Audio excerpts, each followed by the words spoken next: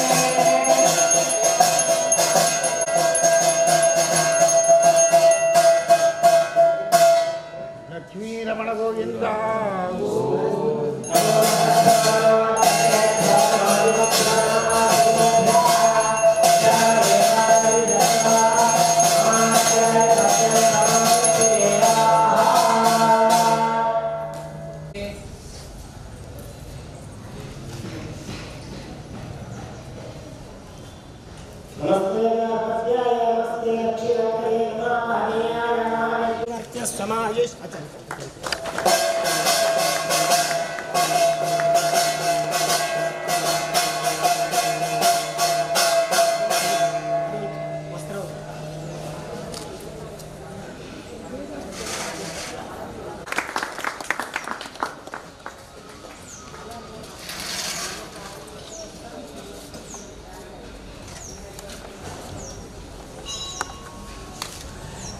वसुदेवसुतं देवं कंसचाणूरमर्दनं देवकी परमानन्दं कृष्ण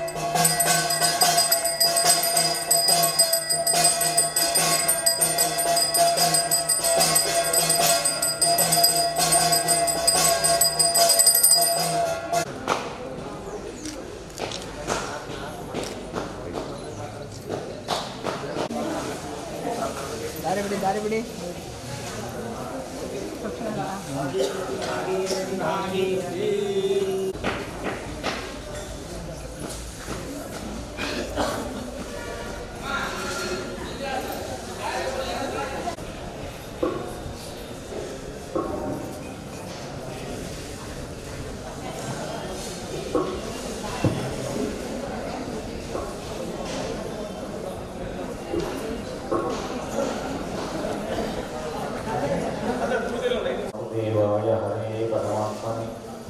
प्रणतक्लेशनाशाय गोविन्दाय नमो नमः।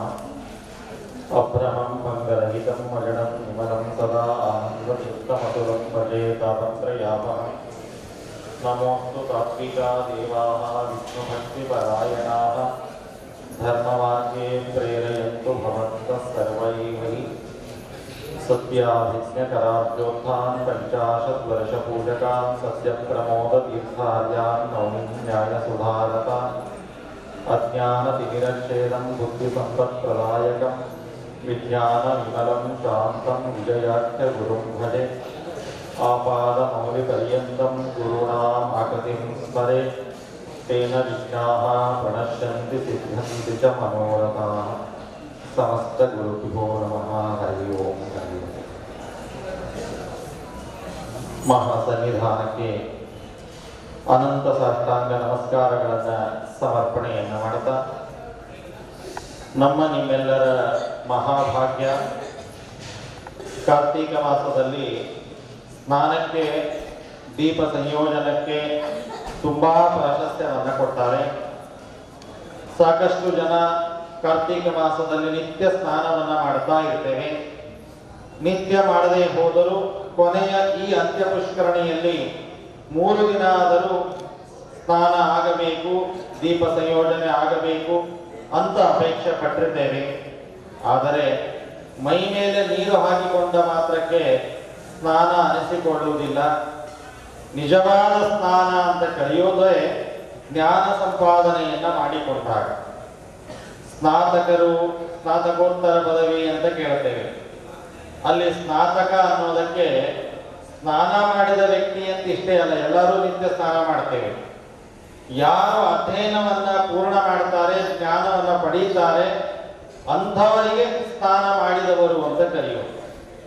ಹೀಗಾಗಿ ಕಾರ್ತೀಕ ಮಾಸದ ನಿಜವಾದ ಸ್ನಾನ ಆಗ್ತಾ ಇರೋದೇ ಈಗ ನಮಗೆ. ಕೇವಲ ಮೈ ಮೇಲೆ ನೀರು ಹಾಕಿಕೊಂಡದ್ದಾಯಿತೇ ಹೊರತು ಒಳಗಿನ ಶುದ್ಧಿ, ಮನಸ್ಸಿನ ಶುದ್ಧಿ ಆಗಬೇಕು ಅಂದರೆ ಶ್ರೀಪಾದಂಗಳವರ ಅಮೃತೋಪದೇಶವನ್ನು ಪಡೆದಾಗಲೇ ನಿಜವಾದ ಜ್ಞಾನವನ್ನು ಪಡೆದದ್ದು. ಅದೇ ಸ್ನಾನ. ಆಗಲೇ ಕಾರ್ತಿಕ ಸ್ನಾನದ ಪೂರ್ಣವಾದ ಮಹಿಮೆ ಸಿಗೋದು. ಹಾಗೇನೆ ದೀಪವನ್ನು ಹಚ್ಚಿದಾಗ ಎಷ್ಟೆಲ್ಲ ಫಲಗಳನ್ನು ಹೇಳ್ತಾರೆ. ಆದರೆ ಇಲ್ಲಿ ಹಚ್ಚುವ ದೀಪ ಎಣ್ಣೆಯೋ ತುಪ್ಪದ್ದೋ 5 ನಿಮಿಷ 10 ನಿಮಿಷ, ಬಹಳ ಆದರೆ ಅರ್ಧ ಗಂಟೆ 1 ಗಂಟೆ ಇರ್ಬೋದು. ಜ್ಞಾನದ ದೀಪವನ್ನು ಹಚ್ಚಿಕೊಂಡಾಗ ಮಾತ್ರ ನಿಜವಾಗಿಯೂ ನಮ್ಮ ಒಳಗಿನ ಕತ್ತಲೆ ಕಳೆದು ಹೊರಗಿನ ಕಷ್ಟಗಳನ್ನು ಕಳೆದುಕೊಳ್ಳೋದಕ್ಕೆ ಸಾಧ್ಯ. ಅಂತಹ ಜ್ಞಾನ ದೀಪವನ್ನ ನಮ್ಮೆಲ್ಲರ ಹೃದಯ ಮಂದಿರದಲ್ಲಿ ಹಚ್ಚಿ ನಿರಂತರವಾಗಿ ಕತ್ತಲೆಯನ್ನು ಕಳೆದು ಬೆಳಕನ್ನು ನೀಡೋದಕ್ಕಾಗಿ ಶ್ರೀಪಾದಂಗಳವರು ಆಗಮಿಸ್ತಾ ಇದ್ದಾರೆ. ಕಾರ್ತೀಕ ಮಾಸದ ಅಂತ್ಯ ಪುಷ್ಕರಣಿಯಲ್ಲಿ ಈ ಭಾಗ್ಯ ಸಿಕ್ಕಿರೋದು ಕೇವಲ ಇಲ್ಲಿ ಕುಳಿತಂತಹ ಜನರಿಗೆ ಮಾತ್ರ ಇಂತಹ ಭಾಗ್ಯವನ್ನು ಕರುಣಿಸಿದ ಶ್ರೀಪಾದಂಗಳವರಿಗೆ, ಜೊತೆಗೆ ಇಲ್ಲಿ ಸನ್ನಿಹಿತರಾದಂತಹ ಸತ್ಯನಾಥ ತೀರ್ಥರು, ಸತ್ಯಬೋಧ ತೀರ್ಥರು, ಪ್ರಾಣದೇವರು, ಕೃಷ್ಣ ಪರಮಾತ್ಮ, ಅವನಿಗೆ ಅನಂತ ಸಾಷ್ಟಾಂಗ ನಮಸ್ಕಾರಗಳನ್ನು ಸಮರ್ಪಣೆಯನ್ನು ಮಾಡ್ತಾ, ಶ್ರೀಪಾದಂಗಳವರು ಆಗಮಿಸ್ತಾರೆ ಅಂದರೆ ಅವರು ಒಬ್ಬರೇ ಬರುವುದಿಲ್ಲ. ಶ್ರೀಪಾದಂಗಳವರು ಬರ್ತಾರೆ ಅಂದ್ರೆ ಸಾಕು, ಮುಖ್ಯವಾಗಿ ಬ್ರಹ್ಮಕಲಾನ್ವಿತ ಮೂಲರಾಮ ಸೀತಾದೇವಿಯರು ಸ್ವತಃ ಭಗವಂತನೇ ವ್ಯಾಸ ರೂಪದಿಂದ ನೀಡಿದಂತಹ ವ್ಯಾಸ ಮುಷ್ಟಿಗಳು, ಶ್ರೀಮದಾಚಾರ್ಯರು ಪೂರ್ಣ ಸನ್ನಿಧಾನವನ್ನು ತುಂಬಿಕೊಟ್ಟಂತಹ ದಿವ್ಯವಾದ ಪ್ರತಿಮೆಗಳು ಇವತ್ತು ನಮಗೆ ದರ್ಶನಕ್ಕೆ ಸಿಗುತ್ತಾ ಇದೆ ಅಂದರೆ ಅದಕ್ಕೆ ಕಾರಣರಾದ ಶ್ರೀಪಾದಂಗಳವರಿಗೆ ತಮ್ಮೆಲ್ಲರ ಪರವಾಗಿ ಅನಂತ ಸಾಷ್ಟಾಂಗ ನಮಸ್ಕಾರಗಳನ್ನು ಸಮರ್ಪಣೆಯನ್ನು ಮಾಡ್ತಾ, ಕಾರ್ಯಕ್ರಮದ ಪ್ರಾರಂಭದಲ್ಲಿ ವೇದಘೋಷದೊಂದಿಗೆ ಪ್ರಾರಂಭವನ್ನು ಮಾಡೋಣ. ದಯಮಾಡಿ ವೈದಿಕರು ಬಂದು ವೇದಘೋಷವನ್ನು ಮಾಡಬೇಕು ಅಂತ ಪ್ರಾರ್ಥನೆ.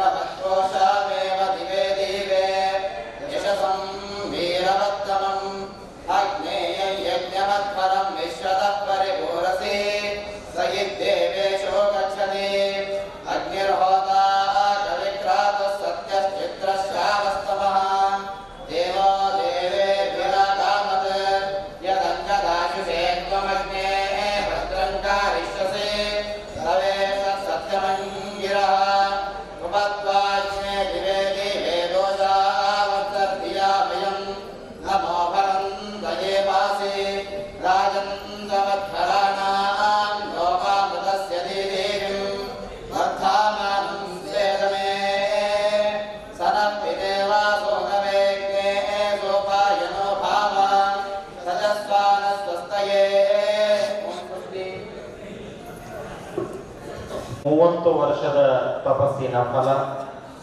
ಈ ಒಂದು ಸ್ಥಳದೊಳಗೆ, ಈ ಊರಿನೊಳಗೆ ವಿಜಯದಾಸರ ಆರಾಧನೆಯನ್ನ ಅನೇಕ ಭಗವದ್ ಭಕ್ತರು 30 ವರ್ಷಗಳಿಂದ ನಿರಂತರವಾಗಿ ಮಾಡ್ತಾ ಬಂದಿದ್ದೀರಿ.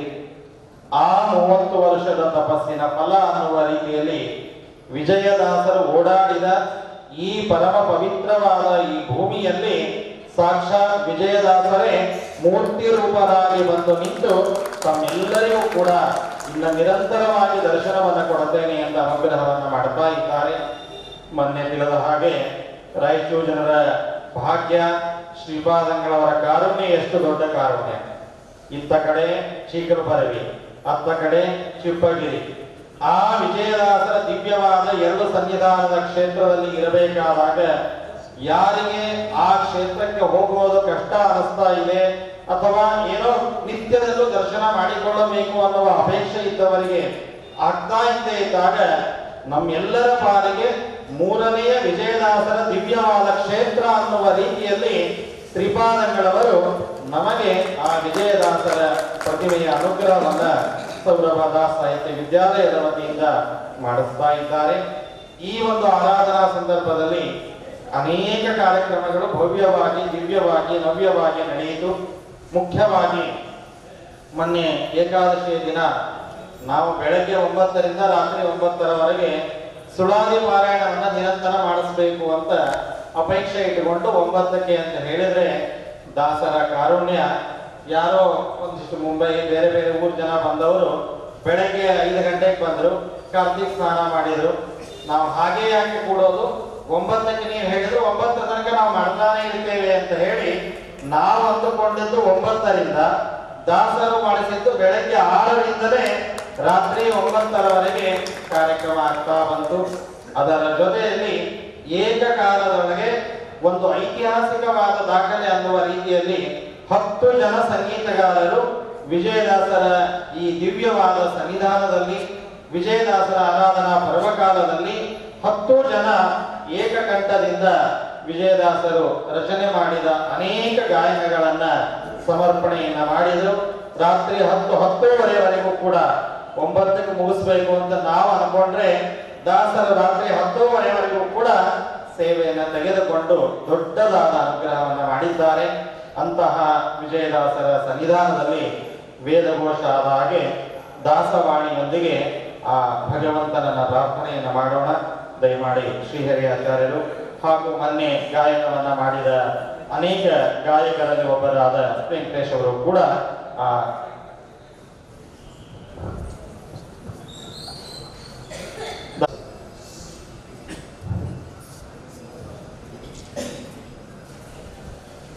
ಯಾರೇ ರಂಗನ ಕರೆಯ ಬಂದವರೋ, ಯಾರೇ ರಂಗನ ಕರೆಯ ಬಂದವರೋ, ಯಾರೇ ರಂಗನ ಯಾರೇ ಕೃಷ್ಣನ, ಯಾರೇ ರಂಗನ ಯಾರೇ ಕೃಷ್ಣನ, ಯಾರೇ ರಂಗನ ಕರೆಯ ಬಂದವರೋ, ಯಾರೇ ರಂಗನ ಕರೆಯ ಬಂದವರೋ, ಯಾರೇ ರಂಗನ ಯಾರೇ ಕೃಷ್ಣನ. ಗೋಪಾಲ ಕೃಷ್ಣನ ಪಾಪ ವಿನಾಶನ, ಗೋಪಾಲ ಕೃಷ್ಣನ ಪಾಪ ವಿನಾಶನ, ಈ ಪರಿಯಿಂದಲೇ ಕರೆಯ ಬಂದವರೋ, ಈ ಪರಿಯಿಂದಲೇ ಕರೆಯ ಬಂದವರೋ, ಯಾರೇ ರಂಗನ ಯಾರೇ ಕೃಷ್ಣನ. ವೇಣು ವಿನೋದನ ಪ್ರಾಣ ಪ್ರಿಯನ, ವೇಣು ವಿನೋದನ ಪ್ರಾಣ ಪ್ರಿಯನ, ಜಾಣಿಯರ ಸನ ಕರೆಯ ಬಂದವರೋ, ಜಾಣಿಯರ ಸನ ಕರೆಯ ಬಂದವರೋ, ಯಾರೇ ರಂಗನ ಯಾರೇ ಕೃಷ್ಣನ. ಕವಿರಾಜವರದನ ಪರಮ ಪುರುಷನ,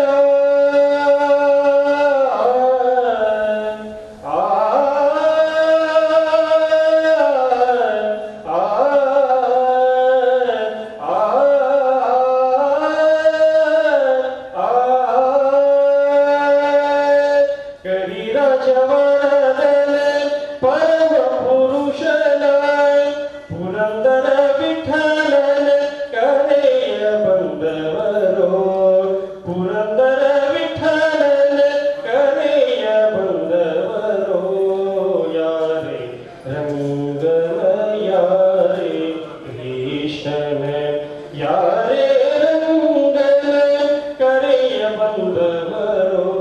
ಏನೇ ನಮಗೊಂದಿಷ್ಟು ಸಾಧನೆ ಆಗಬೇಕಾದರೆ, ಫಲ ಸಿಗಬೇಕಾದರೆ ಗುರುಬಲ ಇಲ್ಲ ಅಂತಾದರೆ ಯಾವುದೂ ಸಾಧ್ಯ ಇಲ್ಲ.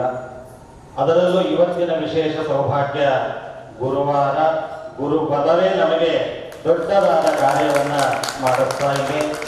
ಅಂತಹ ಗುರುಬಲದ ಮಹಿಮೆ ಏನು, ಆ ಗುರುಗಳ ಸ್ಮರಣೆಯಿಂದ ಸಿಗುವ ಫಲ ಏನು, ಅದನ್ನ ದಾಸರ ಮಾತಿನಲ್ಲಿ ಶ್ರೀಹರಿ ಆಚಾರ್ಯರು ತಿಳಿಸಿಕೊಡುತ್ತಾರೆ.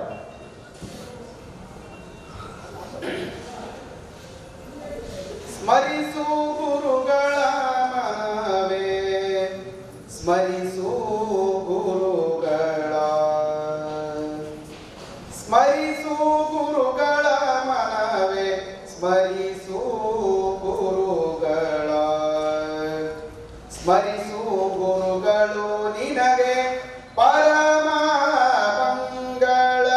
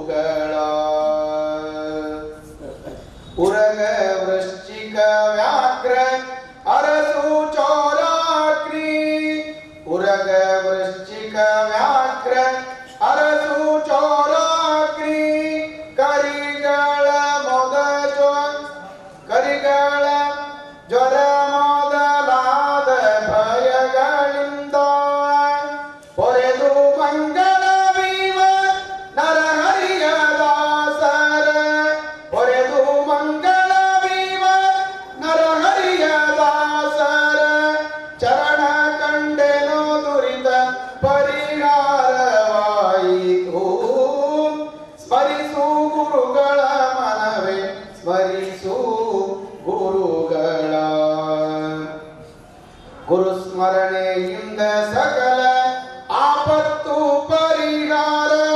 ಗುರುಸ್ಮರಣೆಯಿಂದ ಸಕಲ ಆಪತ್ತು ಪರಿಹಾರ. ಗುರುಸ್ಮರಣೆಯಿಂದ ಸಕಲ ಸಂಪದವು ನಿನಗೆ.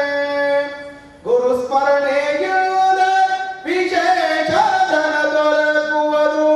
ಗುರುಸ್ಮರಣೆಯಿಂದ ವಿಶೇಷ ಧನ ದೊರಕುವುದು. ಗುರುಸ್ಮರಣೆಯಿಂದ ಹರಿವೊಲೆದು ಪೊರೆವಾ. ಸ್ಮರಿಸು ಗುರುಗಳ ಮನವೇ ಸ್ಮರಿಸು ಗುರುಗಳ.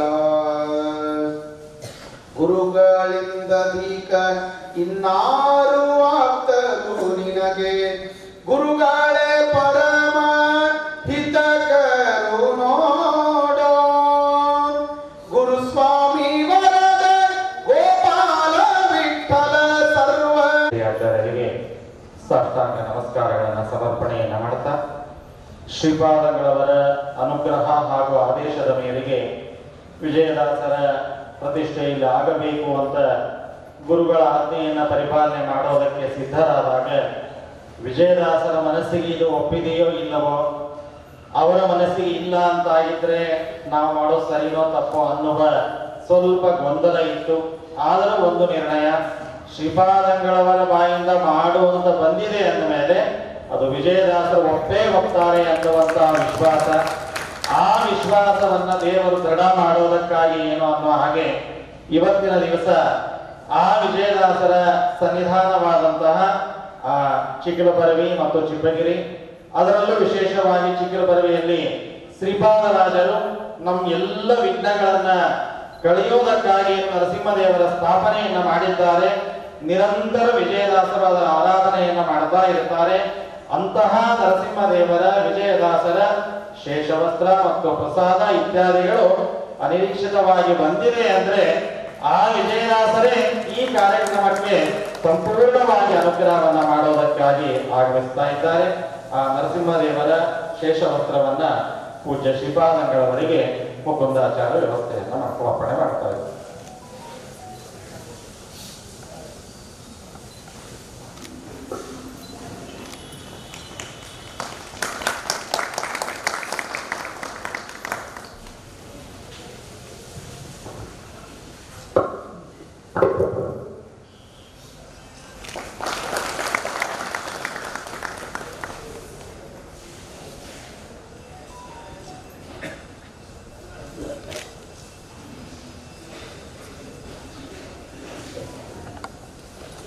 ಎಷ್ಟೆಲ್ಲ ಸಾಧನೆಗಳು ಗೊತ್ತಿಲ್ಲದೆ ನಮ್ಮಿಂದ ನಡೀತಾ ಇದೆ.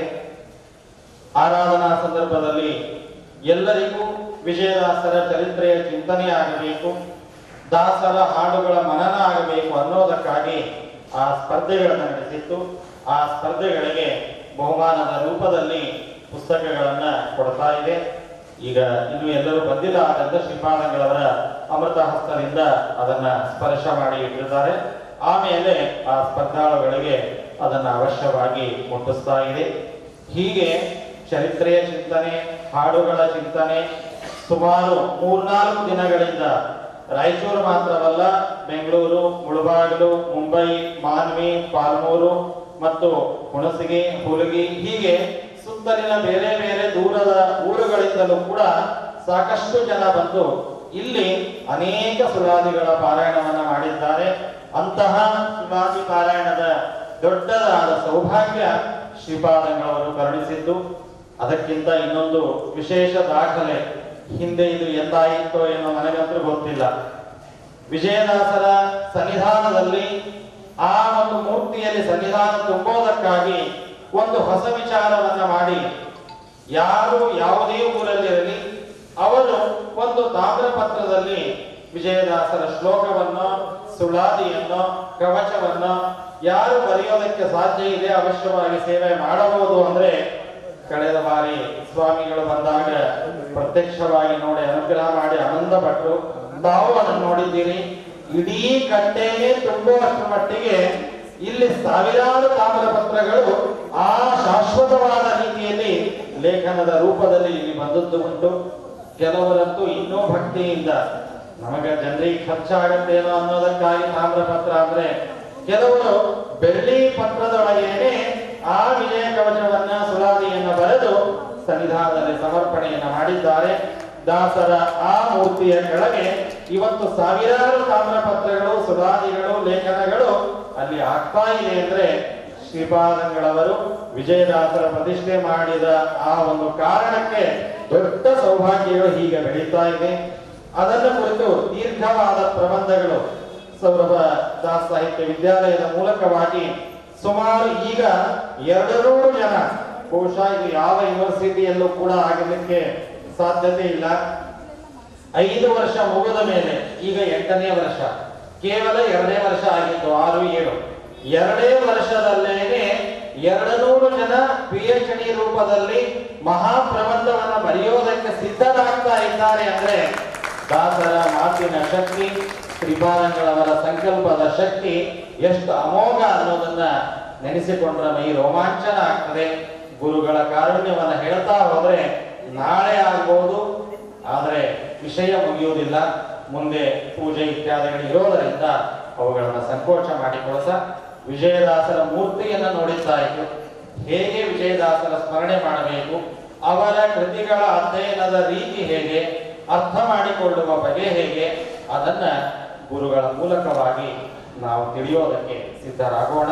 ಶ್ರೀಪಾದಂಗಳವರು ಅಮೃತೋಪದೇಶದ ಮೂಲಕವಾಗಿ ವಿಜಯದಾಸರ ಆ ಕೃತಿ ಚಿಂತನೆಯನ್ನು ನಮಗೆ ಮಾಡಿಸಿ ನಿಜವಾದ ಕಾರ್ತಿಕ ಸ್ನಾನವನ್ನ ಮಾಡಿಸಿ ನಮ್ಮೊಳಗೆ ಜ್ಞಾನ ದೀಪವನ್ನು ಹಚ್ಚಬೇಕು ಅಂತ ಪ್ರಾರ್ಥನೆ. ಪಾಲಿಸೋ ಜೀಯ ಮುಂದೆ ಮುಕುತಿ ಗೊಡವೆ ಯಾಕೆ ನೀನೊಲಿದ ಮೇಲೆ ಭಕುತಿಯ ಪಾಲಿಸೋ ಜೀಯ ತನುವೆ ನಿನ್ನಾಧೀನವೆನಿಸೋ ಇದು ಅನುದಿನ ಕೊಡು ಏಕ ಪ್ರಕಾರ ಮನಸ್ಸು ಧನವಾಡವೆಯ ಕಂಡ ಕನಸು ಧನವಾಡವೆಯ ಕಂಡ ಕನಸು ಜನಗೆ ತೋರಲಿ ನಿತ್ಯ ನಿನ್ನಂಗ್ರಿ ನೆನೆಸು ಭಕುತಿಯ ಪಾಲಿಸೋ ಜೀಯ ಮುಂದೆ ಮುಕುತಿ ಗೋಡವೆ ಯಾಕೆ ನೀನೊಲಿದ ಮೇಲೆ ಭಕುತಿಯ ಪಾಲಿಸೋ ಜೀಯ. ಲಕ್ಷಮಂತೆ ವಿಮತಯಸ್ತಮುಪಾಸೇ ಶ್ರಿಯಃಪತಿ ಮೈ ಸ್ಥಿತೋ ಮದಂಗೇಶು ಸ್ವತಂತ್ರೋ ವ್ಯಾಪ್ತವಾನ್ ಹರಿಃ ಸ ವಿಷ್ಣುಶ್ಚಾಸ್ವತಂತ್ರಂ ಮಾಂ ಸ್ವೇಚ್ಛಯಾ ವರ್ತಯತ್ಯಯಃ ಸ್ವಾತ್ಮನಸ್ತಸ್ಯ ಪೂಜಾಸ್ಯುಃ ಮನೋವಾಕ್ಕಾಯವೃತ್ತಯಃ ಮಮೈತಾಃ ಇತಿ ಕರ್ತಾರಂ ಉದ್ದೇಶ್ಯಂ ಚ ಹರಿಂ ಸ್ಮರೇತ್. ಧರ್ಮವಿಜ್ಞಾನವೈರಾಗ್ಯಪರಮೈಶ್ವರ್ಯಶಾಲಿನಃ ಆನಂದತೀರ್ಥಭಗವತ್ಪಾದಾನ್ ವಂದೇ ನಿರಂತರಂ. ಆನಂದತೀರ್ಥೋಪದಿಷ್ಟೋ ನಿಜನಾರಾಯಣತ್ವಯಃ ಪ್ರದರ್ಶಿತೋ ಯೇನ ಸಮ್ಯಕ್ ಜಯತೀರ್ಥಂ ತಮಾಶ್ರಯೇ. ಸತ್ಯನಾಥ ಗುರುಃ ಪಾತು ಯೋಧೀರೋ ನವಚಂದ್ರಿಕಾಂ ನವಾಂತ ಗದಾತೀರ್ಥ ತಾಂಡವಾನಿ ತ್ರಿಚೀಕ್ಲಪಂ. ನೈವೇದ್ಯದ ವಿಷಂ ರಾಮೇ ವೀಕ್ಷ ತದ್ಭುಕ್ತಿಭಾತ್ ಗುರುಃ ಯೋದರ್ಶಯತ್ ರವಿಂ ರಾತ್ರೌ ಸತ್ಯಬೋಧೋಸ್ತು ಮೇ ಮುದೆ. ಸತ್ಯಾಭಿಜ್ಞಕಾರ್ಯೋತ್ಥಾನ್ ಪಂಚಾಶತ್ವರ್ಷಪೂಜಕಾನ್ ಸಖ್ಯಪ್ರಮೋದತೀರ್ಥಾರ್ಯಾನ್ ನೌಮಿ ಜ್ಞಾನ ಸುಧಾರತಾನ್.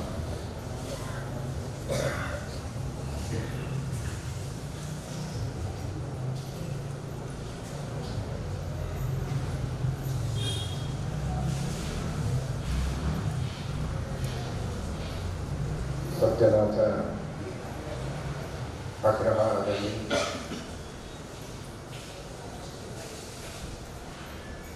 ಸತ್ಯಬೋಧ ತೀರ್ಥರ ಸತ್ಯನಾರಾಯಣ ತೀರ್ಥ ಶ್ರೀಪಾದಂಗಳವರ ಅಂತರ್ಯಾಮಿಯಾದ ಮುಖ್ಯ ಪ್ರಾಣದೇವರು.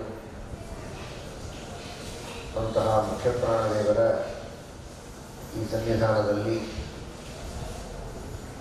ಮುಖ್ಯ ಪ್ರಾಣನಿಗೆ ಮುಖ್ಯ ಪ್ರಾಣನಾದ ಶ್ರೀಕೃಷ್ಣ ಪರಮಾತ್ಮ, ಅಂತಹ ಕೃಷ್ಣ ಪರಮಾತ್ಮನ ಸನ್ನಿಧಾನವೂ ಇಲ್ಲಿ ಬಂದಿದೆ. ಮುಖ್ಯ ಪ್ರಾಣನಲ್ಲಿ ತಮ್ಮ ಪ್ರಾಣವನ್ನೇ ಅರ್ಪಿಸಿದ, ನಿರಂತರವಾಗಿ ಮುಖ್ಯ ಪ್ರಾಣದೇವರ ಸಿದ್ಧಾಂತದ ಪ್ರಚಾರವನ್ನು ಮಾಡಿದ ಆ ಮುಖ್ಯ ಪ್ರಾಣದೇವರ ವಿಶೇಷ ಅನುಗ್ರಹಕ್ಕೆ ಪಾತ್ರರಾದಂತಹ ವಿಜಯದಾಸರ ಒಂದು ಸನ್ನಿಧಾನವೂ ಕೂಡ ಈ ಸತ್ಯನಾಥ ಅಗ್ರಹಾರದಲ್ಲಿ ಬಂದದ್ದು ನಿಜವಾಗಿಯೂ ಒಂದು ದೊಡ್ಡ ಸೌಭಾಗ್ಯ. ಈ ಅಗ್ರಹಾರದಲ್ಲಿದ್ದವರ ಸೌಭಾಗ್ಯವಂತೂ ಸರಿಯೇ ಸರಿ. ಇಡೀ ಈ ರಾಯಚೂರು ನಗರ ಹಾಗೂ ಸುತ್ತಮುತ್ತಲಿರುವಂತಹ ಎಲ್ಲ ಸಜ್ಜನರಿಗೂ ಆ ವಿಜಯದಾಸರ ದರ್ಶನವನ್ನು ಮಾಡುವ, ಶ್ರೀಕೃಷ್ಣ ಪರಮಾತ್ಮನ ದರ್ಶನ ಇವುಗಳನ್ನು ಪಡೆಯುವಂತಹ ಒಂದು ವಿಶೇಷವಾದ ಯೋಗ ಈ ಸೌರಭ ದಾಸ ಸಾಹಿತ್ಯ ವಿದ್ಯಾಲಯದ ವತಿಯಿಂದ ನಿಮಗೆಲ್ಲ ಲಭಿಸಿದೆ ಅನ್ನುವುದು ಒಂದು ದೊಡ್ಡ ಸಂತೋಷದ ಸಂಗತಿ. ಈ ಸಂದರ್ಭದಲ್ಲಿ ಆ ವಿಜಯದಾಸರ ಸಂದೇಶವನ್ನು ತಿಳಿದುಕೊಂಡು ಆ ವಿಜಯದಾಸರ ದರ್ಶನವನ್ನು ಪಡೆಯುವುದು ಬಹಳ ಉತ್ತಮ. ಅದರಲ್ಲಿಯೂ ವಿಜಯದಾಸರ ಒಂದು ವಿಶೇಷ ಸನ್ನಿಧಾನ ಇಲ್ಲಿ ಬರುವುದಕ್ಕೆ ಇನ್ನೊಂದು ಕಾರಣ, ಎಲ್ಲ ಭಕ್ತರು ಅತ್ಯಂತ ಭಕ್ತಿ ಶ್ರದ್ಧೆಗಳಿಂದ ಭಕ್ತಿಪೂರ್ವಕವಾಗಿ ವಿಜಯದಾಸರ ಕವಚವನ್ನು ತಾಮ್ರ ಪಟದಲ್ಲಿ ಬರೆದು ಅಥವಾ ಇದೀಗ ಹೇಳಿದಂತೆ ರಜತ ಪತ್ರದಲ್ಲಿಯೂ ಕೆಲವರೆಲ್ಲ ಅದನ್ನು ಬರೆದು ಅದನ್ನು ಇಲ್ಲಿ ಸ್ಥಾಪನೆ ಮಾಡಿದ್ದಾರೆ. ತಾಮ್ರ ಪತ್ರವೋ ರಜತ ಪತ್ರವೋ ಮುಖ್ಯ ಅಲ್ಲ, ಭಕ್ತಿ ಮುಖ್ಯ. ಆ ಭಕ್ತಿಪೂರ್ವಕವಾಗಿ ವಿಜಯದಾಸರ ಕವಚವನ್ನು ಹೇಳಿ ಪ್ರಾರ್ಥನೆ ಮಾಡಿ ಆ ಪ್ರಾರ್ಥನಾ ಪತ್ರವನ್ನು ಅಲ್ಲಿ ಕೆಳಗಿಟ್ಟದ್ದರಿಂದ ಆ ಎಲ್ಲ ಭಕ್ತರ ಭಕ್ತಿಯ ಪ್ರಾರ್ಥನೆಗೆ ವಿಶೇಷವಾಗಿ ದಾಸರ ಸನ್ನಿಧಾನ ಇಲ್ಲಿ ಇರುತ್ತೆ ಎನ್ನುವುದರಲ್ಲಿ ಯಾವುದೇ ಸಂಶಯವಿಲ್ಲ. ಅಂತಹ ಒಂದು ವಿಶೇಷವಾದ ಸನ್ನಿಧಾನದಲ್ಲಿ ಅವರ ಸಂದೇಶವನ್ನು ತಿಳಿಯಬೇಕು. ಇದೀಗ ನೀವು ಕೇಳಿದಿರಿ, ಶ್ರೀಹರಿಯಾಚಾರ್ಯರು ಹೇಳಿದ್ದನ್ನು, ಭಕುತಿಯ ಪಾಲಿಸೋ ಜೀಯ, ಮೋಕ್ಷವನ್ನು ಮುಕುತಿಯನ್ನ ಮೋಕ್ಷವನ್ನು ನೀನು ಕರುಣಿಸಿ ಅಂತ ಶಾಸ್ತ್ರ ಹೇಳುತ್ತೆ. ತಮೇವಂ ವಿದ್ವಾನ್ ಅಮೃತ ಇಹ ಭವತಿ ನಾಣ್ಯ ಪಂಥ ಅಯನಾಯ ವಿದ್ಯತೆ. ಪರಮಾತ್ಮನ ಜ್ಞಾನವನ್ನು ಮಾಡಿಕೊಂಡ್ರೆ ಮೋಕ್ಷವಾಗ್ತದೆ ಅಂತ ಶಾಸ್ತ್ರ ಹೇಳುತ್ತೆ. ಅದು ಸತ್ಯ, ಅದರ ಬಗ್ಗೆ ಪೂರ್ಣ ವಿಶ್ವಾಸ ಇದೆ. ಆದರೆ ಆ ಮೋಕ್ಷ ಆಗುವುದು ಎಂದೋ ಗೊತ್ತಿಲ್ಲ. ಅನಾದಿ ಕಾಲದಿಂದ ನಾವು ಎಷ್ಟೋ ಪಾಪಗಳನ್ನು ಮಾಡುತ್ತಾ ಬಂದಿದ್ದೇವೆ. ಅನಾದಿ ಕಾಲದಿಂದ ಮಾಡ್ತಾ ಬಂದ ಪಾಪಗಳ ಫಲವಾಗಿ ಈ ಸಂಸಾರದೊಳಗಿದ್ದೇವೆ. ಆ ಸಂಸಾರದ ಪರಿಹಾರ ಆಗೋದು ಅಷ್ಟು ಸುಲಭ ಅಲ್ಲ. ತಪ್ಪು ದೊಡ್ಡದಾದ ಮೇಲೆ ಅದಕ್ಕೆ ಪರಿಹಾರ ಪ್ರಾಯಶ್ಚಿತ್ತ ಅದು ದೊಡ್ಡದಾಗಬೇಕು. ಅನಾದಿ ಕಾಲದ ನನ್ನ ಆ ಪಾಪಗಳ ಸಂಚಯ ಇದ್ದಾಗ ಅದನ್ನು ಕಳೆದುಕೊಳ್ಳಬೇಕು, ಜ್ಞಾನವನ್ನು ಪಡೆದುಕೊಳ್ಳಬೇಕು. ಜ್ಞಾನ ಬಂದ ಮೇಲೆ ಮುಂದೆ ತಡ ಇಲ್ಲ.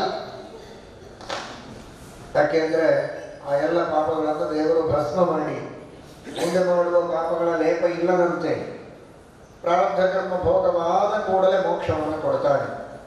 ಆದರೆ ಅದಕ್ಕೂ ತಡ ಇದೆ. ಇನ್ನೆಷ್ಟೋ ಜನ್ಮಗಳನ್ನು ಕಳೆದ ಮೇಲೆ ಆ ಜ್ಞಾನ ನಮಗೆ ಸಿಗತ್ತೆ. ಬಹೂನಾಂ ಜನ್ಮನಾಂತೆ ಜ್ಞಾನವಾನ್ ಮಾಂ ಪ್ರಪದ್ಯತೆ ಕೃಷ್ಣ ಹೇಳ್ತಾನೆ. ಎಷ್ಟೋ ಜನ್ಮಗಳ ಸಾಧನೆಯ ನಂತರ ಜ್ಞಾನ ಸಿಗತ್ತೆ. ಜ್ಞಾನ ಸಿಕ್ಕ ಮೇಲೆ ಮೋಕ್ಷವಾಗುತ್ತೆ. ಅದಕ್ಕೆ ಎಲ್ಲರ ಪರವಾಗಿ ವಿಜಯದಾಸರು ಪರಮಾತ್ಮನಿಗೆ ಕೇಳ್ತಾರೆ, ಎಲ್ಲ ಭಕ್ತರಿಗೆ ಪರಮಾತ್ಮ ನೀನು ಮೋಕ್ಷವನ್ನು ಕೊಡಬೇಕು, ಕೊಟ್ಟೆ ಕೊಡ್ತೀಯ. ಆದರೆ ಮೋಕ್ಷ ಆಗುವವರೆಗೆ ಕಾಯೋದಕ್ಕಿಂತ ಮೊದಲು ಭಕ್ತಿಯನ್ನು ಕೊಡು ಅಂತ. ಮೋಕ್ಷಗಳಿಗೇನು ಆನಂದವನ್ನು ಅನುಭವಿಸಬಹುದೋ ಆ ಆನಂದದ ತುಣುಕು ಇಲ್ಲಿಯೇ ಅನುಭವಿಸಲಿಕ್ಕೆ ಬರುತ್ತೆ ಭಕ್ತಿ ಮಾಡಿದೆ. ಪ್ರಾಮಾಣಿಕ ಭಕ್ತಿ ಇದೆ. ಶ್ರೀಮದ್ ಭಾಗವತ ಒಂದು ಮಾತನ್ನು ಹೇಳುತ್ತದೆ. ಏನು ಅಂದ್ರೆ, ಯಾನಿರ್ವೃತಿಸ್ತನುಭೃತಂ ತವ ಪಾದ ಪದ್ಮಧ್ಯಾನಾತ್ ಭವಜ್ಜನ ಕಥಾಶ್ರವಣೇನ ವಾಸ್ಯಾತ್ ಸಾ ಬ್ರಹ್ಮಣಿ ಸ್ವಮಹಿಮ್ಯಪಿ ನಾಥಮಾಭೂತ್ ಕಿಂ ವಂತಕಾತಿ ನುಲಿತಾತ್ ಪತತಾಂ ವಿಮಾನಾತ್. ಮತ್ತೊಂದು ಕಡೆಗೆ ಹೇಳ್ತಾರೆ, ಪಾಣೇನ ತೇ ದೇವ ಕಥಾ ಸುಧಾಯ ಪ್ರವೃದ್ಧ ಭಕ್ತ್ಯಾ ವಿಶದಾಶಯಾಯೇ ವೈರಾಗ್ಯಸಾರಂ ಪ್ರತಿಲಭ್ಯ ಬೋಧಂ ಯಥಾನ್ಯಸಾತ್ವಾ ಪುರಕುಂಠಧಿಷ್ಣ್ಯಂ ತಥಾ ಪರೇ ತ್ವಾತ್ಮ ಸಮಾಧಿಯೋಗ ಬಲೇನ ಜಿತ್ವಾ ಪ್ರಕೃತಿಂ ಬಲಿಷ್ಠಾಂ ತಾಮೇವ ಧೀರಾ ಪುರುಷಂತಿ ತೇಷಾಂ ಶ್ರಮಸ್ಯ ನ ತು ಸೇವಯಾತಿ. ಶ್ರೀಮದ್ ಆನಂದತೀರ್ಥ ಭಗವತ್ಪಾದಾಚಾರ್ಯರು ಈ 2 ಶ್ಲೋಕಗಳನ್ನು ಗೀತಾ ಭಾಷ್ಯದಲ್ಲಿ ಉದಾಹರಣೆ ಮಾಡ್ತಾರೆ. ಭಾಗವತದ ಶ್ಲೋಕ. ಏನಿದರ ತಾತ್ಪರ್ಯ ಅಂದರೆ, ಭಕ್ತಿಯಿಂದ ಪರಮಾತ್ಮನ ಕಥಾಶ್ರವಣ ಮಾಡುವುದುಂಟಲ್ಲ, ಆ ಭಕ್ತಿಯಿಂದ ಹರಿಕಥಾಶ್ರವಣ ಮಾಡಿದರೆ ಏನು ಸುಖವಾಗತ್ತೋ ಈ ಸುಖ ಮೋಕ್ಷದಲ್ಲಿಯೂ ಆಗುವುದಿಲ್ಲ. ನಿಮಗೆಲ್ಲ ಆಶ್ಚರ್ಯ ಅನ್ನಿಸ್ತು, ಏನು ಹೀಗೆ ಹೇಳ್ತಾರೆ?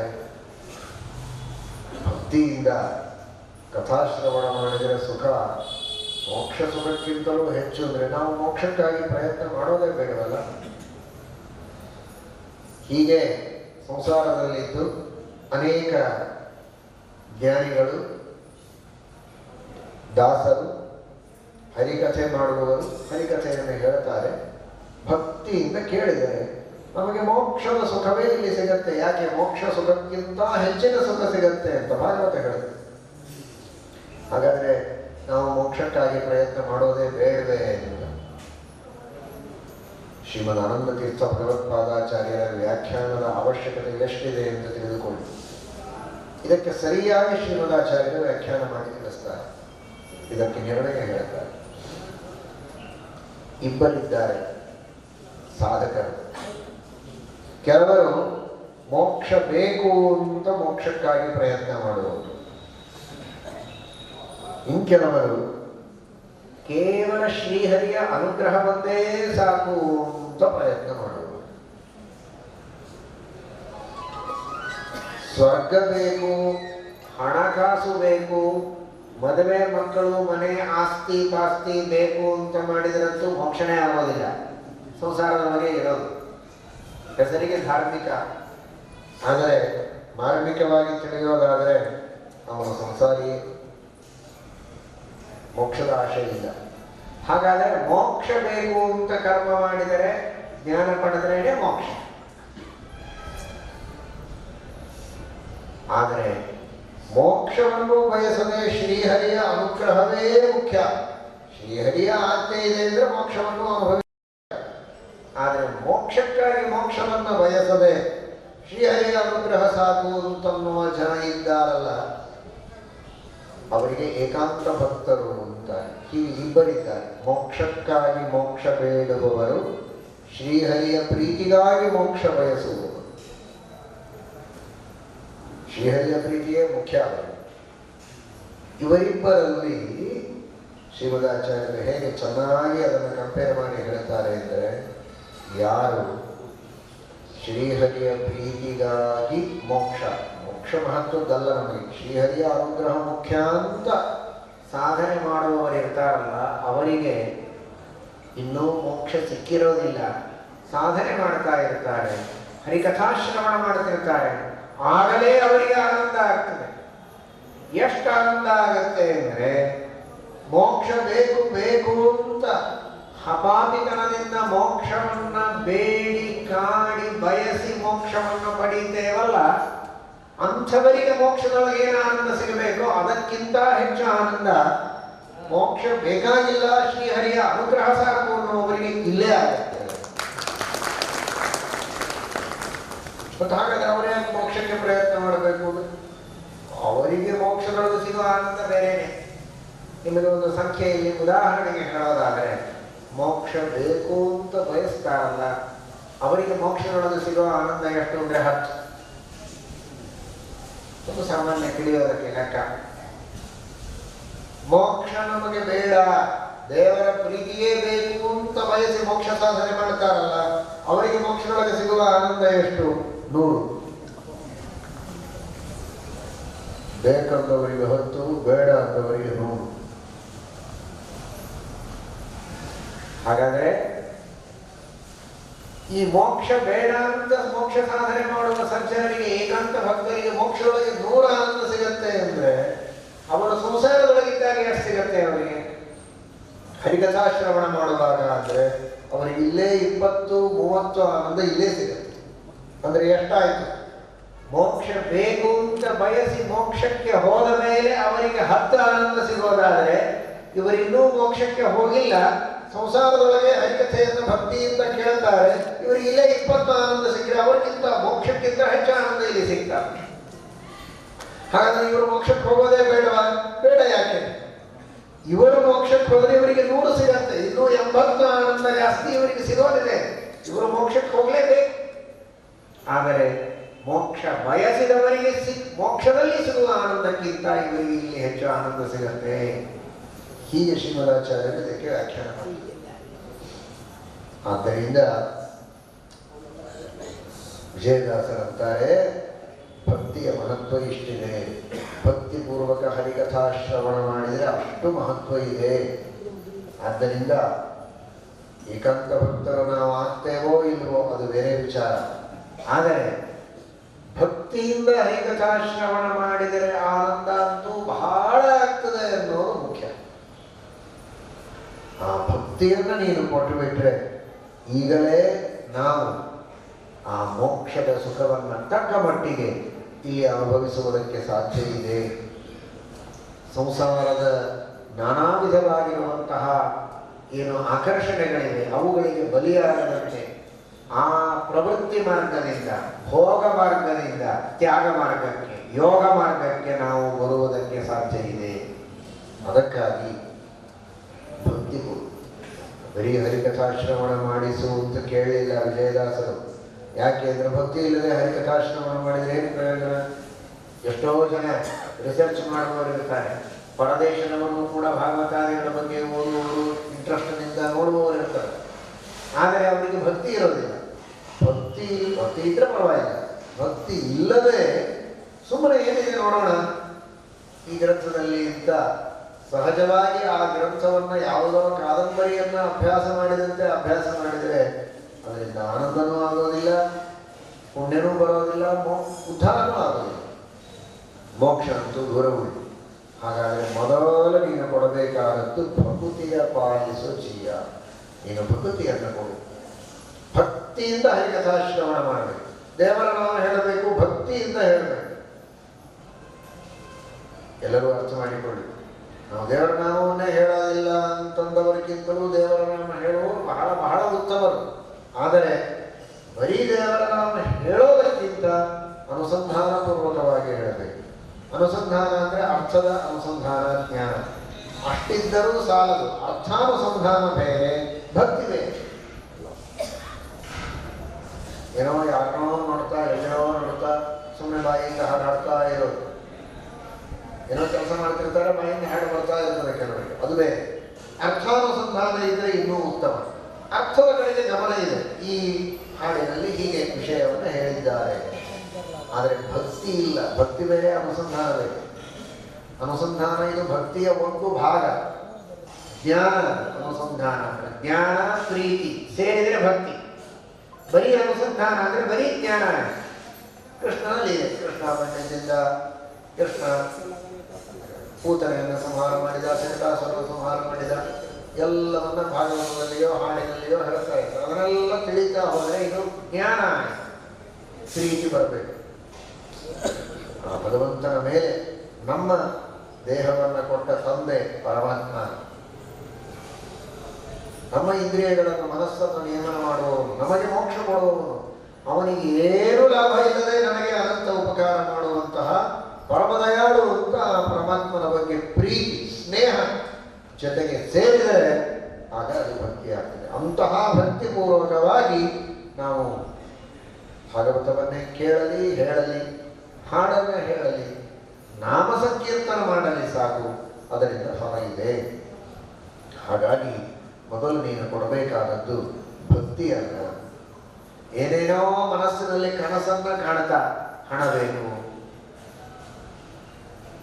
ಅಧಿಕಾರ ಬೇಕು, ಉದ್ಯೋಗ ಬೇಕು, ಹೀಗೆ ಬೇರೆ ಬೇರೆ ಅಪೇಕ್ಷೆಗಳನ್ನು ಮನಸ್ಸಿನಲ್ಲಿ ಇಟ್ಟುಕೊಳ್ಳೋದು. ನೋಡುವುದಕ್ಕೆ ಯಾವಾಗಲೂ ದೇವರನ್ನು ನೆನೆಸ್ತಾನಪ್ಪ ಇವನು ಅಂತ. ತೋರಿಕೆಗೆ ನೆನಸು, ಮನಸ್ಸಿನಲ್ಲಿ ಕನಸು. ಹೀಗಿದ್ರೆ ಅದು ಹೇಗೆ ಫಲ ಸಿಕ್ಕೀತು? ಅದು ಬೇಡ.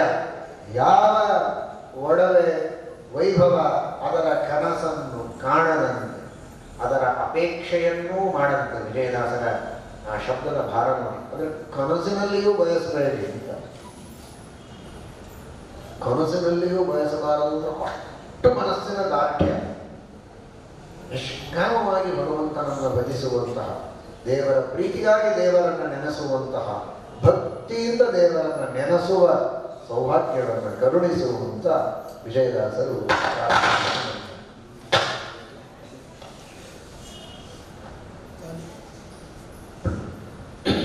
ತನುವೆ ನಿನ್ನಾಧೀನವೆನಿಸೋ, ಇದು ಅನುದಿನ ಕೊಡು ಏಕ ಪ್ರಕಾರ ಮನಸ್ಸು, ಧನವಡವೆಯ ಕಂಡ ಕನಸು, ಜನಗೆ ತೋರಲಿ ನಿತ್ಯ ನಿನ್ನಂಗ್ರಿ ನೆನೆಸು, ಭಕುತಿಯ ಪಾಲಿಸೋ ಜೀಯ. ತತ್ವದ ಮತದೊಳಗಿರಿಸು, ಪೂಸಿ ಉತ್ತರ ಮತವೆಂಬ ಮಾರ್ಗವ ಮರೆಸು, ಉತ್ತಮರೊಳಗೆಲ್ಲ ಇರಿಸು, ಭವತ್ತುವ ನಿನ್ನ ನಾಮಾಮೃತ ಸುರಿಸು, ಭಕುತಿಯ ಪಾಲಿಸೋ ಜೀಯ. ಮುಂದೆ ಮುಕುತಿಗೊಡವೆಯಾಗೆ ನೀನೊಲಿದ ಮೇಲೆ, ಭಕುತಿಯ ಪಾಲಿಸೋ ಜೀಯ. ಈ ತನು ನಿನ್ನ ಅಧೀನ ಅನ್ನುವಂತಹ ಅನುಸಂಧಾನ ಯಾವಾಗಲೂ ಬರುವಂತೆ ಮಾಡುವಂತ. ಮೇಲ್ನೋಟಕ್ಕೆ ಈ ತನು ನಿನ್ನ ಅಧೀನ ಅಂತ ಅನಿಸುವಂತ. ಕೆಲವ್ರ ಬಗ್ಗೆ ಹೇಳ್ತಾರಲ್ಲ, ಅವನೇನು ಓದಿರೋದಿಲ್ಲ, ಇವನು ಪಾಸ್ ಆಗಿದ್ದಾನೆ ಅಂತ ಅನಿಸ್ಬಿಡ್ರಿ ಅಂತ. ಅದರ ಮಾಡಿಬಿಡ್ರಿ, ನಿಜವಾಗಿ ಪಾಸ್ ಆಗಿರೋದಿಲ್ಲ, ಹಾಗೆ ಪಾಸ್ ಮಾಡಿಬಿಡ್ರಿ ಅಂತ. ಆ ರೀತಿ ನನಗೆ ಈ ದೇಹ ನಿನ್ನ ಅಧೀನೇನಲ್ಲ, ಇನ್ನು ನೀನ ಮಾಡ್ಕೊಂಡ್ಬಿಡು ಅಂತ. ದೇವರಿಗೆ ಉಪಕಾರ ಮಾಡೋದಾ? ದಾಸರ ಅಭಿಪ್ರಾಯ ಏನು ಅಂತ ತಿಳಿದುಕೊಳ್ಳಿ ಚೆನ್ನಾಗಿ. ದಾಸರ ಅಭಿಪ್ರಾಯ, ಈ ಶರೀರ ಅಲ್ಲ, ನಮ್ಮ ಅನಾದಿ ಕಾಲದ ಎಲ್ಲ ಶರೀರಗಳು ಆ ಭಗವಂತನ ಅಧೀನವೇ. ಅದು ಭಗವಂತನ ಅಧೀನ ಅಂತ ನಮಗೆ ಅನಿಸುವಂತೆ ಮಾಡುವುದು. ಅದು ಅಧೀನ ಆದದ್ದು ನಿಜ, ಶರೀರ ದೇವರ ಅಧೀನ ಆಗಿದೆ ಅಂತ. ಇದು ದೇವರ ಅಧೀನವಾದ ಶರೀರದೊಳಗೆ ನಾವಿದ್ದೇವೆ ಅಂತ ಮಾತಕ್ಕೆ ನಮ್ಮ ಉದ್ಧಾರ ಅಲ್ಲ. ಅದು ದೇವರ ಅಧೀನ ಅಂತ ನಮಗೆ ಅನಿಸ್ಬೇಕು, ಅಂದ್ರೆ ನಮ್ಮ ಉದ್ಧಾರ. ಅಂದ್ರೆ ಇದರಿಂದ ಇನ್ನೂ ಒಂದು ಧ್ವನಿತಾರ್ಥವನ್ನ ವಿಜಯದಾಸರು ತಿಳಿಸ್ತಾರೆ. ನಾವೆಲ್ಲ ಒಳ್ಳೆ ಕರ್ಮಭೂಮಿ ಭಾರತ ಕ್ಷೇತ್ರದಲ್ಲಿ ಇದ್ದೇವೆ, ಸುತ್ತಮುತ್ತಲು ಬೇಕಾದಷ್ಟು ದೇವಸ್ಥಾನಗಳಿವೆ, ದೇವಸ್ಥಾನದ ಪರಿಸರದೊಳಗೆ ಇದ್ದೇವೆ. ಒಂದು ಮಾತ್ರಕ್ಕೆ ನಮ್ಮ ಉದ್ಧಾರ ಆಯಿತು ಅಂತ ತಿಳ್ಕೋಬಾರದು. ಅದು ದೊಡ್ಡ ಭಾಗ್ಯ ನಿಜ. ಆದರೆ ನಾವು ದೇವರ ಸಂವಿಧಾನದೊಳಗೆ ಇದ್ದೇವೆ. ದೇವರು ಸರ್ವೋತ್ತಮ, ಅವನು ಅನಂತ ಉಪಕಾರ ಮಾಡಿದವನು, ಅವನ ಸಾನ್ನಿಧ್ಯದ ಸೌಭಾಗ್ಯ ಸಿಕ್ಕಿದೆ ಎನ್ನುವ ಅಂದ್ರೆ ಅಲ್ಲ. ಇಲ್ಲಾಂದ್ರೆ ಎಂತಹ ದೇವರ ಕ್ಷೇತ್ರದೊಳಗೆ, ದೇವಸ್ಥಾನದ ಪಕ್ಕದೊಳಗೆ ಇದ್ದು ದೇವರ ಸ್ಮರಣೆ ಮಾಡದೇ ಇದ್ರೆ ವ್ಯರ್ಥ. ದೂರದಲ್ಲಿದ್ದು ಆ ದೇವರ ಸ್ಮರಣೆ ಮಾಡುವ ಒಬ್ಬ ವ್ಯಕ್ತಿ ಅವನ ನಿಜವಾದ ಭಾಗ್ಯವಾದ. ಹಾಗಾಗಿ ಇದು ದೇವರು ಕೊಟ್ಟ ಶರೀರ, ಇದು ದೇವರ ಮನೆಯೇ. ಆದರೆ ಇದರೊಳಗಿದ್ದು ಇದು ದೇವರ ಅಧೀನ, ದೇವರ ಮನೆ, ಅಲ್ಲಿ ನಾನಿದ್ದೇನೆ ಅನ್ನುವ ಅನುಸಂಧಾನ ಬರುವಂತೆ ಮಾಡುವ ಸ್ವಾಮಿ. ಎಲ್ಲ ಭಕ್ತರನ್ನು ಉದ್ಧಾರ ಮಾಡುವಂತ ವಿಜಯದಾಸರು ಕೇಳ್ತಾರೆ. ಜೊತೆಗೆ ತತ್ವದ ಮತದಲ್ಲಿ ಇರಿಸುವುದು. ಏನೋ ಪ್ರಶ್ನೆ ಕೇಳಿದರೆ ಏನೋ ಖುಷಿ ಉತ್ತರ ನಿರರ್ಥಕವಾದ ಉತ್ತರವನ್ನು ಕೊಟ್ಟು ಜಾರಿಕೊಳ್ಳುವ ಮತದಲ್ಲಿ ನನ್ನನ್ನು ಹುಟ್ಟಿಸಬೇಡ, ಆ ಮತದಲ್ಲಿ ಇರುವಂತೆ ಮಾಡಬೇಡ.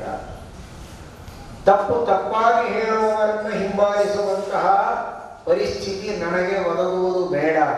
ಯಾವುದು ತತ್ವ,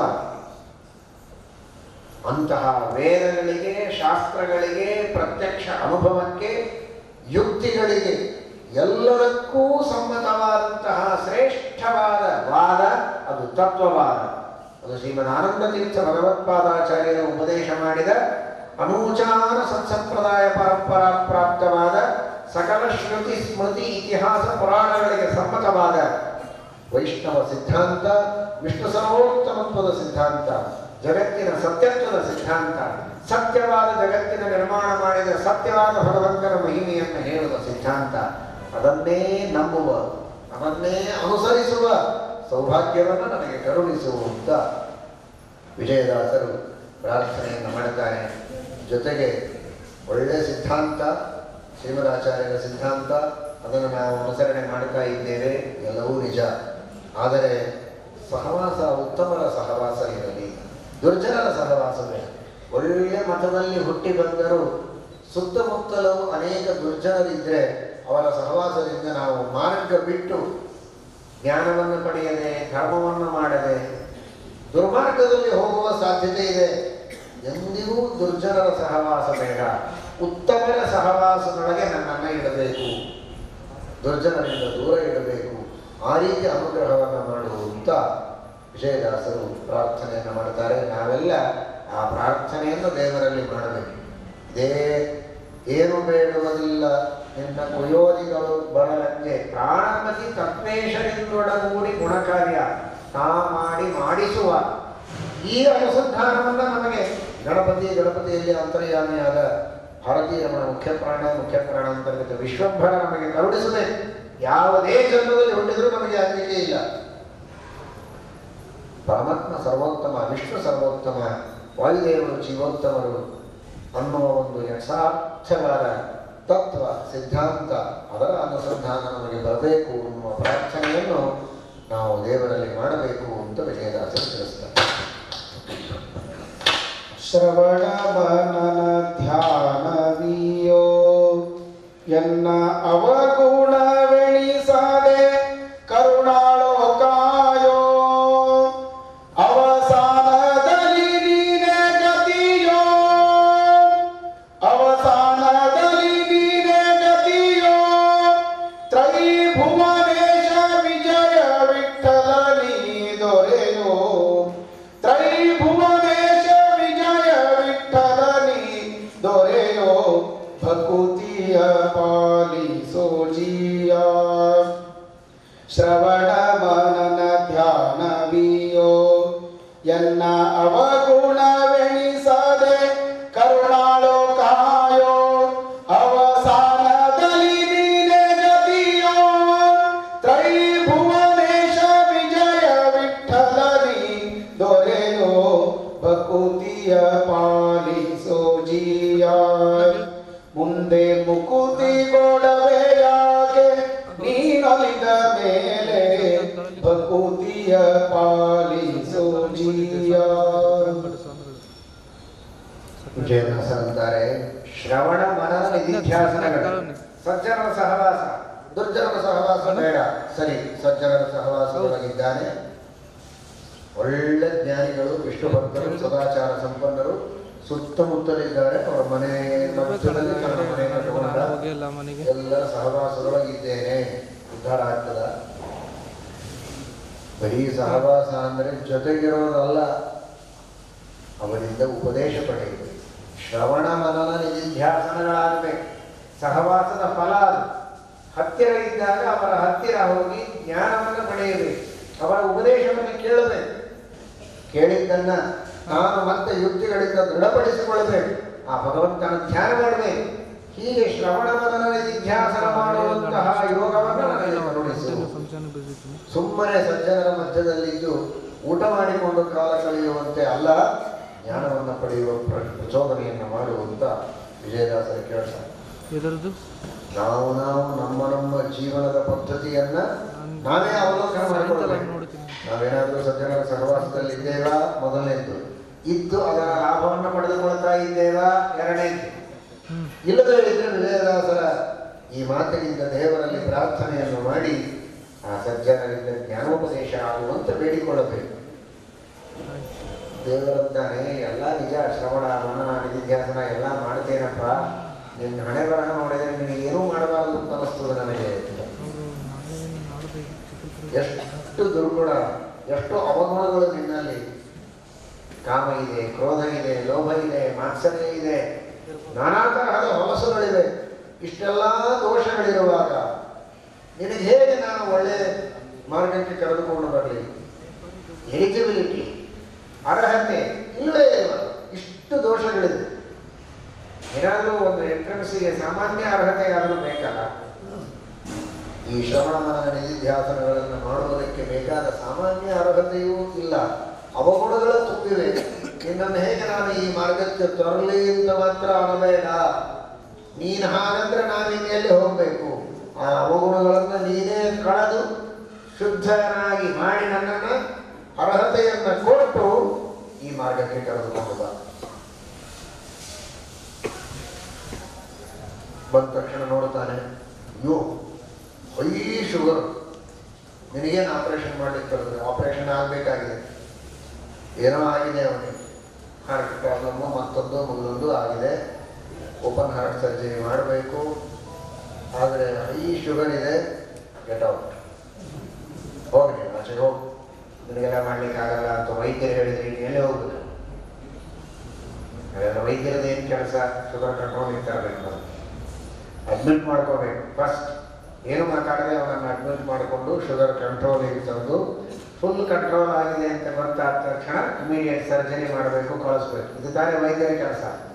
ಹಾಗೆ ನಮಗೆ ಕಾಮ, ಕ್ರೋಧ, ಲೋಭ, ಮೋಹ, ಮದ, ಮತ್ಸರ ಅಂದರೆ ಇವುಗಳೇ ಶುಗರು, ಬಿಪಿ ಇದ್ದಾಗೆ. ಹೈ ಅಲ್ಲ, ಹೈಯೆಸ್ಟ್ ಇದೆ ಅಂತ ಹೇಳಿ ನೀನು ಆಪರೇಷನ್ ಮಾಡೋದಿಲ್ಲ ಅಂತ ಹೇಳಬೇಡ.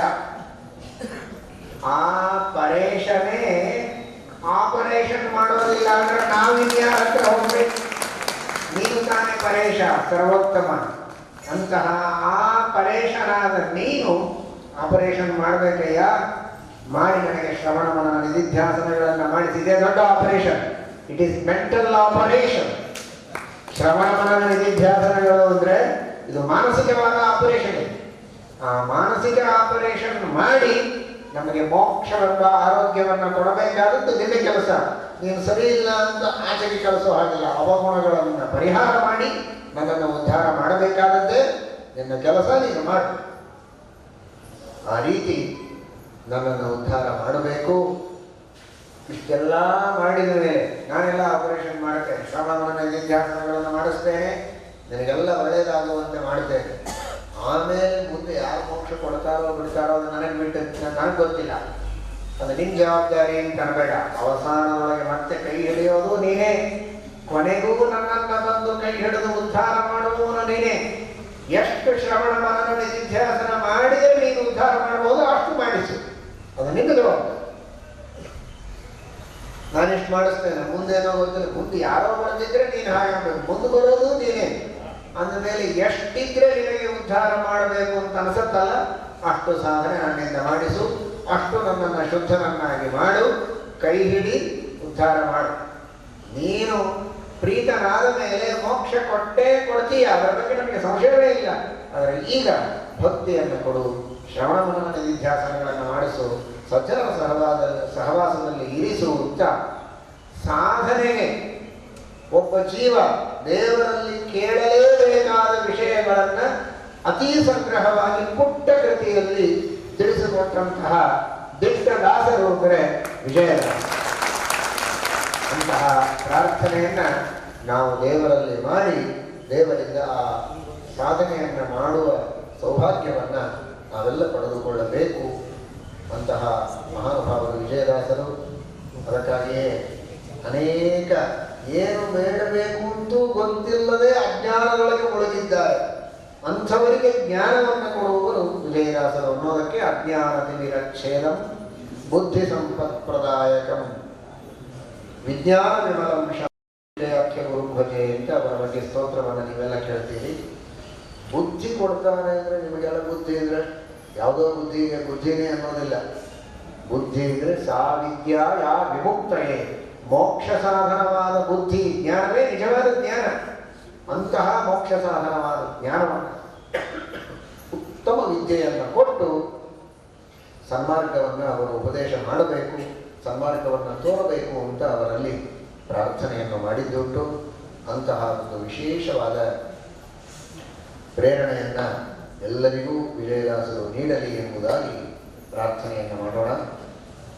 ಇಂತಹ ವಿಜಯದಾಸರ ಒಂದು ಸನ್ನಿಧಾನ, ವಿಜಯದಾಸರ ಅಂತರ್ಯಾಮಿಯಾದ ಮುಖ್ಯಪ್ರಾಣದೇವರ ಸನ್ನಿಧಾನ, ಮುಖ್ಯಪ್ರಾಣದೇವರ ಅಂತರ್ಯಾಮಿಯಾದ ಶ್ರೀಕೃಷ್ಣನ ಶ್ರೀರಾಮನ ಸನ್ನಿಧಾನದಲ್ಲಿ ಈ ಒಂದು ವಿಶೇಷವಾದ ಈ ಪ್ರತಿಮೆಯ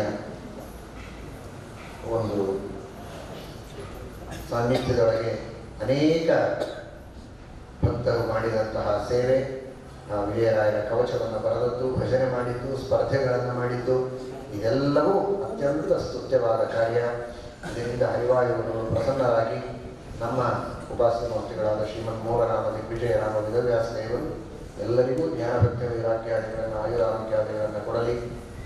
ನಮ್ಮ ಪಂಡಿತ ಪ್ರಮೋದಾಚಾರ್ಯರು ಸೌರಭ ದಾಸ ಸಾಹಿತ್ಯ ವಿದ್ಯಾಲಯದ ವತಿಯಿಂದ ಈ ಕಾರ್ಯಕ್ರಮವನ್ನು ಮಾಡಿಸಿ ವಿಶೇಷವಾಗಿ ಇದಕ್ಕೆ ಚಾಲನೆಯನ್ನು ನೀಡಿದ್ದಾರೆ. ನಿಮ್ಮೆಲ್ಲರ ಸಹಕಾರದಿಂದ ಇಲ್ಲಿರುವ ನಮ್ಮ ಮುಕುಂದಾಚಾರ್ಯರು ಅತ್ಯಂತ ಉತ್ಸಾಹದಿಂದ ಈ ಒಂದು ವ್ಯವಸ್ಥೆಯನ್ನು ನಿರಂತರ ನಡೆಯುವ ದಾಸ ಸಾಹಿತ್ಯದ ಸೌರಭದ ಕಾರ್ಯಕ್ರಮಗಳಲ್ಲಿಯೂ ಅವರು ಭಾಗವಹಿಸ್ತಾರೆ. ಈ ಒಂದು ಪ್ರತಿಷ್ಠಾಪನೆಯ ಕಾರ್ಯದಲ್ಲಿಯೂ ವಿಶೇಷವಾಗಿ ನಿಂತು ಇದನ್ನು ಮಾಡಿ ಇಲ್ಲಿರುವ ಭಕ್ತರಿಗೆ ನಿತ್ಯ ದರ್ಶನ ಮಾಡುವ ಒಂದು ಯೋಗವನ್ನು ಕರುಣಿಸುವುದರಲ್ಲಿ ಮುಖ್ಯ ಪಾತ್ರವನ್ನು ವಹಿಸಿದ್ದಾರೆ. ಅವರಿಗೂ ಸಹಕರಿಸಿದ ಎಲ್ಲ ಭಗವತ್ ಭಕ್ತರಿಗೂ, ವಿದ್ಯಾಲಯದ ವಿದ್ಯಾರ್ಥಿನಿಯರಿಗೂ ಮೂಲರಾಮ ದಿಗ್ವಿಜಯರಾಮ ವೇದವ್ಯಾಸ ದೇವರ ವಿಶೇಷ ಅನುಗ್ರಹವಾಗಲಿ ಅಂತ ಪ್ರಾರ್ಥನೆ ಮಾಡ್ತೀವಿ. ಶ್ರೀಕೃಷ್ಣ. ಒಳ್ಳೆ ಕಲ್ಲು ಇದ್ರೆ ಅದರಲ್ಲಿ ಮೂರ್ತಿಯನ್ನು ಸಿದ್ಧಪಡಿಸ್ತಾರೆ. ಆದರೆ ಶ್ರೀಪಾದಂಗಳವರಿಗೆ ಯಾವುದೇ ದಾಸರ ಯಾವುದೇ ಒಂದೇ ವಾಕ್ಯ ಕೊಟ್ಟರು ಕೂಡ ಆ ರಸವನ್ನ ನಮಗೆ ಅತ್ಯಂತ ಮನಮುಟ್ಟುವ ಹಾಗೆ ತಿಳಿಸಿಕೊಡ್ತಾರೆ ಅಂದ್ರೆ ಶ್ರೀಪಾದಂಗಳವರಿಗೆ ಎಷ್ಟು ಕೃತಜ್ಞರಾಗಿ ಇರೋಣ. ಅಂತಹ ರಸವನ್ನು ತುಂಬಿಕೊಟ್ಟ ದಾಸರಿಗೆ ಎಷ್ಟು ಜನ್ಮಕ್ಕೆ ತಲೆ ಬಾಗಬೇಕು. ಆ ಎಲ್ಲ ದಾಸ ಪರಂಪರೆ, ಯತಿ ಪರಂಪರೆ, ಎಲ್ಲ ಯತಿ ಪರಂಪರೆಯ ಮುಖ್ಯ ಅಧಿಷ್ಠಾನರಾದ ಶ್ರೀಪಾದಂಗಳವರಿಗೆ ವಿದ್ಯಾಲಯದ ವತಿಯಿಂದ, ಮಠದ ವತಿಯಿಂದ ತಮ್ಮೆಲ್ಲ ಭಕ್ತರ ಪರವಾಗಿ ಅನಂತ ಸಾಷ್ಟಾಂಗ ನಮಸ್ಕಾರಗಳನ್ನು ಸಮರ್ಪಣೆಯನ್ನು ಮಾಡ್ತಾ, ಈಗೇನು ದೇವರ ಮೇಲೆ ಹೇಗೆ ಭಕ್ತಿ ಮಾಡಬೇಕು ಅಂತ ದಾಸರ ಮಾತಿನಲ್ಲಿ ತಿಳಿಸಿದ್ರು, ಆ ದೇವರ ಮೇಲೆ ಭಕ್ತಿ ಆಗಬೇಕು ಅಂದ್ರೆ ಮೊದಲಿಗೆ ನಮಗೆ ಗುರುಗಳಲ್ಲಿ ಭಕ್ತಿ ಬರಬೇಕು. ಭವತಿ ಚ ಭಗವನ್ ಊರ್ಜಿತ ನಿರ್ನಿಮಿತ್ತ ನಿರ್ವ್ಯಾಜ, ಅಂತಹ ಶುದ್ಧವಾದ ಭಕ್ತಿಯನ್ನ ಮೊದಲಿಗೆ ಗುರುಗಳಲ್ಲಿ ಮಾಡಿ ಆ ಗುರುಗಳ ಮೂಲಕವಾಗಿ ದೇವರಲ್ಲಿ ಮಾಡೋದಕ್ಕೆ ಸಿದ್ಧರಾಗೋಣ ಅಂತ ತಿಳಿಸ್ತಾ, ಈ ಒಂದು ಕಾರ್ಯಕ್ರಮಕ್ಕೆ ಅನೇಕ ಜನ ಉತ್ತಮವಾದ ರೀತಿಯಲ್ಲಿ ಸೇವೆಯನ್ನು ಮಾಡಿದ್ದಾರೆ. ಪ್ರಧಾನ ಸೇವಕರಾಗಿ ಮುಕುಂದಾಚಾರ್ಯರು, ಅವರ ಬಗ್ಗೆ ಹೇಳೋದು ಬಹಳ ಇದೆ, ಸಮಯ ಇಲ್ಲ. ಒಂದೇ ಮಾತು ಹೇಳೋದಾದ್ರೆ, ಗುರುಗಳ ದೇವರ ಸೇವೆಗೆ ಎಷ್ಟು ನಿಷ್ಠೆ ಅಂದ್ರೆ, ನಾನಿಲ್ಲಿ ಈಗ ಬಂದು 3 ದಿವಸ ಆಯ್ತು. ಅವ್ರು ಯಾವಾಗ ನಿದ್ದೆ ಮಾಡ್ಯಾರೋ ಯಾವಾಗ ಊಟ ಮಾಡ್ಯಾರೋ ಗೊತ್ತಿಲ್ಲ. ಮೊದಲನೇ ಬಂತಿನೂ ಊಟ ಕೂಡೋದಿಲ್ಲ, ಎರಡನೇ ಬಂತಿನೂ ಊಟ ಕೂಡೋದಿಲ್ಲ. ದಶಮಿ ದಿವಸ ರಾತ್ರಿ 12 ತನಕನೂ ಅವ್ರ ಜೊತೆ ಇದ್ದೆ, ಏಕಾದಶಿ 12 ತನಕ ಜೊತೆ ಇದ್ದೆ, ಮಲ್ಕೊಂಡಿಲ್ಲ. ನಿನ್ನೆ ಅಂದ್ರು ಶ್ರೀಪಾದಂಗಳವರು ಶೂರ್ಪಾಲಿಯಿಂದ ಬರೋದು, ಜನ ಬರೋದು, ರಾತ್ರಿ 2ಕ್ಕೆ1 ಗಾಡಿ, 3ಕ್ಕೆ1 ಗಾಡಿ, 4ಕ್ಕೆ1 ಗಾಡಿ, ಬೆಳತನಕ ಎಲ್ಲಾ ಗಾಡಿಗಳಿಗೂ ಸ್ವಾಗತ ಮಾಡ್ಯಾರೆ. ಅಷ್ಟೇ ನಗನಗತಾ ಗುರುಗಳ ಸೇವೆಗೆ ಸಿದ್ಧರಾಗಿ ನಿಂತಾರೆ. ಹೀಗೆ ದೇವರ ಸೇವಾ, ಗುರುಗಳ ಸೇವಾ ಅಂದ್ರೆ ನನಗೆ ನಿದ್ದೆನೂ ಬೇಡ, ಊಟನೂ ಬೇಡ, ಅವ್ರು ಏನ್ ಆದೇಶವನ್ನ ಮಾಡ್ತಾರೋ ಅದಕ್ಕೆ ಸಿದ್ಧ ಅಂತ ಬಹಳ ಸುಂದರವಾಗಿ ಉತ್ತಮವಾದ ರೀತಿಯಲ್ಲಿ ತಮ್ಮೆಲ್ಲರ ಸಹಕಾರವನ್ನು ತೆಗೆದುಕೊಂಡು ಅತ್ಯಂತ ಸಮರ್ಥವಾದ ರೀತಿಯಲ್ಲಿ ಮಠದ ಸೇವೆಯನ್ನು ಮಾಡ್ತಾ ಇದ್ದಾರೆ. ಅಂತಹ ಮುಕುಂದಾಚಾರ್ಯರು ಈ ಕಾರ್ಯಕ್ರಮಕ್ಕೆ ಯಾರ್ಯಾರು ಪ್ರಧಾನ ಸೇವೆ ಮಾಡಿದ್ದಾರೆ ಅವರ ಸ್ಮರಣೆಯನ್ನ ಗುರುಗಳ ಪಾದಕ್ಕೆ ಸಮರ್ಪಣೆಯನ್ನ ಮಾಡ್ತಾರೆ. ಸತ್ಯವೃತಂ ಸತ್ಯಪರಂ ತ್ರಿಸತ್ಯಂ ಸತ್ಯಸ್ಯ ಯೋನಿಂ ನಿಹಿತಂ ಚ ಸತ್ಯೇ ಸತ್ಯಸ್ಯ ಸತ್ಯಂ ಉತ ಸತ್ಯನೇತ್ರಂ ಸತ್ಯಾತ್ಮಕಂ ತ್ವಾಂ ಶರಣಂ ಪ್ರಪನ್ನಾಃ. ಶ್ರೀ ಗುರುಭ್ಯೋ ನಮಃ. ಶ್ರೀ ಗುರುಭ್ಯೋ ನಮಃ. ಶ್ರೀ ಗುರುಭ್ಯೋ ನಮಃ.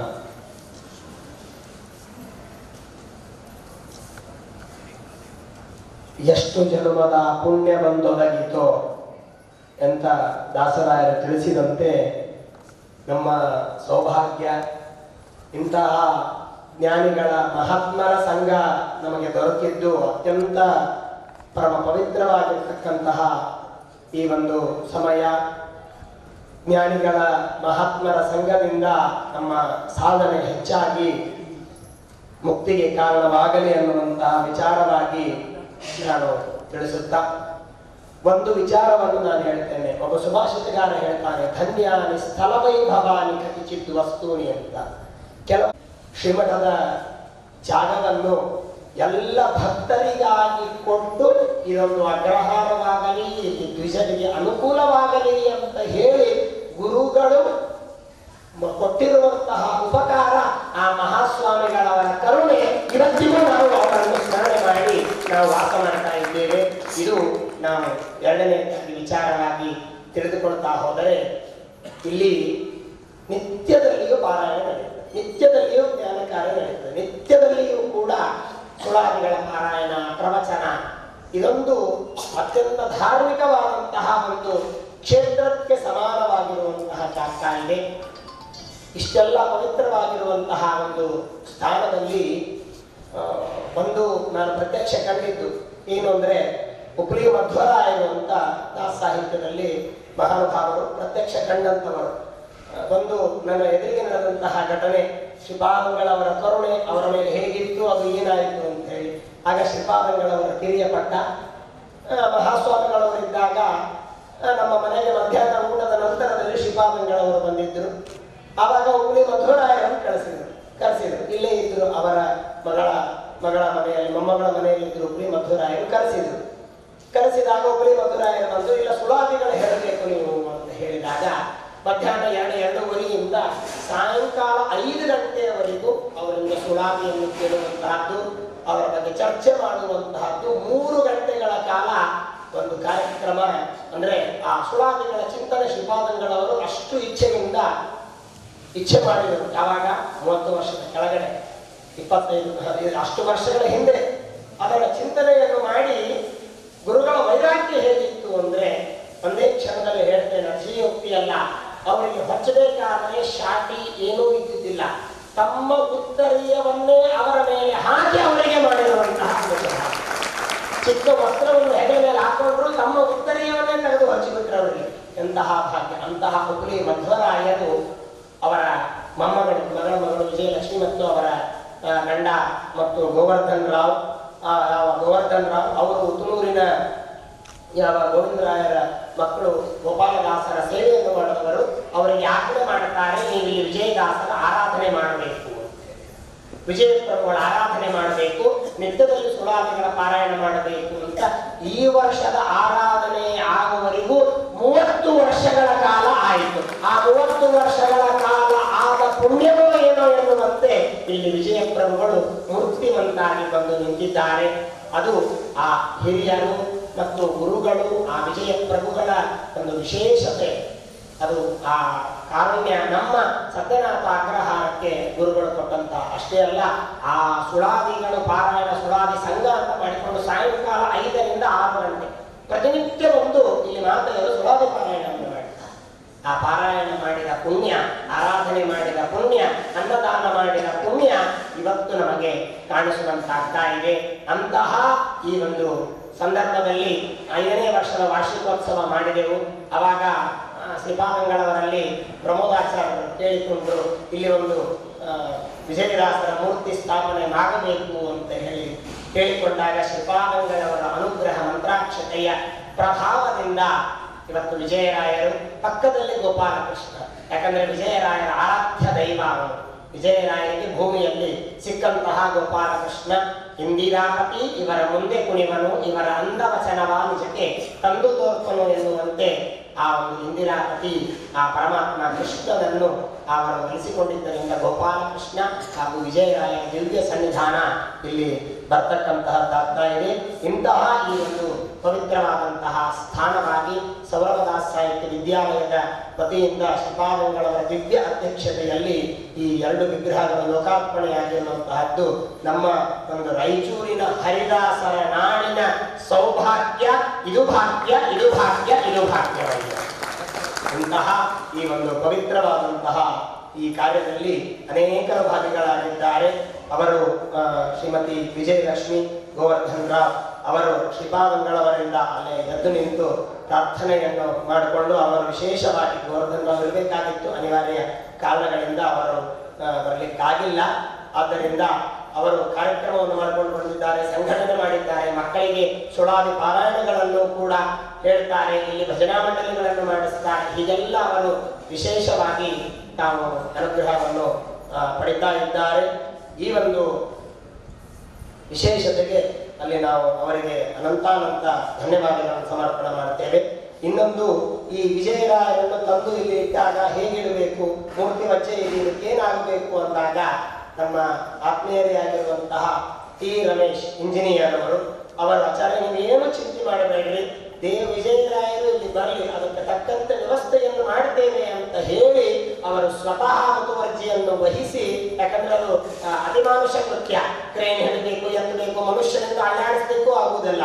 ಅಂತಹದ್ದನ್ನು ಮತ್ತು ಅದಕ್ಕೆ ಪ್ಲಾನ್ ಮಾಡಿ ಸರಿಯಾಗಿ ಕೂಡುವಂತೆ ಗೋಪಾಲಕೃಷ್ಣ ಇಲ್ಲಿ ಕೂಡಬೇಕು ಮತ್ತು ವಿಜಯರಾಯಲ್ಲಿ ಕೂಡಬೇಕು ಅಂತ ಹೇಳಿ ಅದಕ್ಕೆ ಒಂದು ಸ್ಥಿರವಾಗಿ ಮಾಡಿಕೊಟ್ಟಂತಹ ಟಿ ರಮೇಶ್ ಅವರು ಆಗಮಿಸಿ ಶ್ರೀಪಾದಂಗಳವರಿಂದ ಅನುಗ್ರಹ ಮಂತ್ರಾಕ್ಷತೆ ಆ ದಂಪತಿಗಳು ಆಗಮಿಸಿ ಸ್ವೀಕಾರ ಮಾಡಬೇಕು ಅಂತ ಹೇಳಿ ಕೇಳಿಕೊಳ್ತೇನೆ.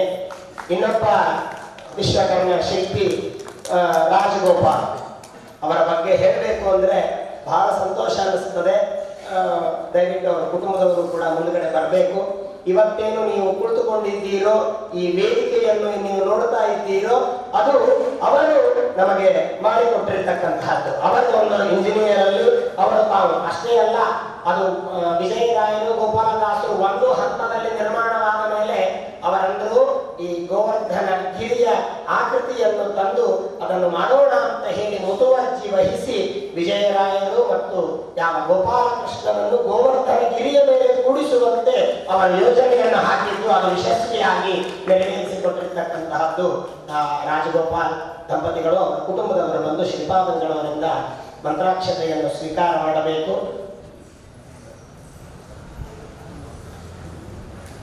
ಶ್ರೀಮತಿ ವಿಜಯಲಕ್ಷ್ಮಿ ಅವರು ಬಂದು ಶ್ರೀಪಾದಂಗಳವರಿಂದ ಮಂತ್ರಾಕ್ಷತೆಯನ್ನು ಸ್ವೀಕಾರ ಮಾಡಬೇಕು ಅಂತ ಹೇಳಿ ಕೇಳಿಕೊಳ್ತಾ ಇದ್ದೇನೆ. ಅದೇ ರೀತಿಯಾಗಿ ರಾಜಗೋಪಾಲ ಕುಟುಂಬದವರು ಅವರು ವಿಶೇಷವಾಗಿ ರಾಯರ ಅನುಗ್ರಹಕ್ಕೆ ಪಾತ್ರರಾದವರು. ಅವರು ಅವರ ಮನೆಯಲ್ಲಿ ರಾಯರ ಬೃಂದಾವನ ಉಂಟು.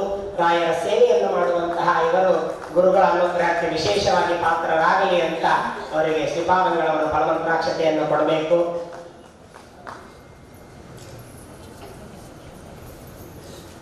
ಅವರ ಮಕ್ಕಳು ವಿಶೇಷವಾಗಿ ಅನುಗ್ರಹವನ್ನು ಅವರು ಕೂಡ ಇದೇ ರೀತಿಯಾಗಿ ಮುಂದುವರಿಸಿ, ತಂದೆಗೆ ಮಕ್ಕಳು ಹೇಳಿದ್ರಂತೆ, ಅಪ್ಪ ಇದು ಹಿಂಗಾಗೋದು ಬೇಡ, ಸ್ವಲ್ಪ ತರಿಸೋಣ ಮಾಡೋಣ ಅಂತ ಮಗ ತಂದೆಗೆ ಮಾರ್ಗದರ್ಶನ ಮಾಡಿದ್ರು.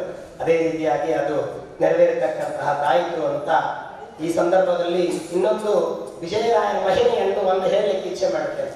ಅವತ್ತು ನಾವು ವಿಜಯರಾಯರನ್ನು ಶ್ರೀಪಾದಂಗಳವರ ಆಜ್ಞಾನುಸಾರ ಹಿರಿಯ ವಿದ್ವಾಂಸರ ಪ್ರತಿಷ್ಠಾಪನೆ ಮಾಡಿದ ದಿವಸ ಎಲ್ಲ ಸುಳಾದಿಯ ಪರಿವಾರದವರು ಸೇರಿ ನಕ್ಷತ್ರ ಮಾಲೆ 108 ನಕ್ಷತ್ರ ಮಾಲೆಗಳನ್ನು ರಜತದ ನಕ್ಷತ್ರ ಮಾಲೆಯನ್ನು ಸಮರ್ಪಣ ಮಾಡಿದರು.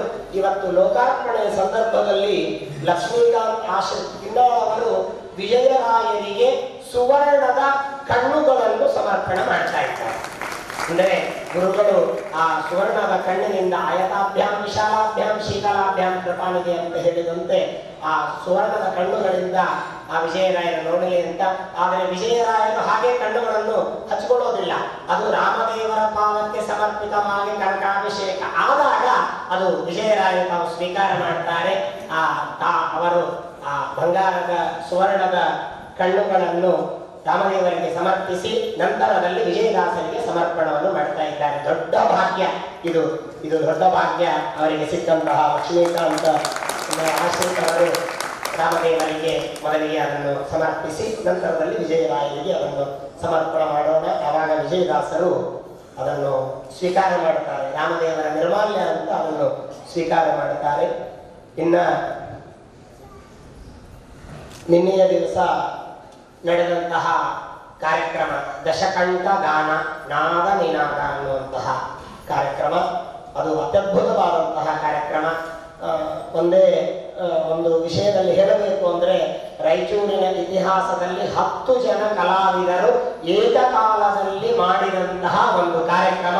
ಸೌರಭದಾಸ ಸಾಹಿತ್ಯ ವಿದ್ಯಾಲಯದಿಂದ ಶ್ರೀಪಾದಂಗಳವರ ಅನುಗ್ರಹದಿಂದ 10 ಜನ ಪುರುಷರು 4 ಜನ ಸ್ತ್ರೀಯರು ಕಲಾವಿದರು ಏಕಕಾಲದಲ್ಲಿ ಗುರುಗಳನ್ನು ಸ್ತೋತ್ರ ಮಾಡಿದಂತಹ ಒಂದು ಕಾರ್ಯಕ್ರಮ ಏಕಾದಶಿಯ ಜಾಗರಣೆಯಲ್ಲಿ ನೆರವೇರಿತು.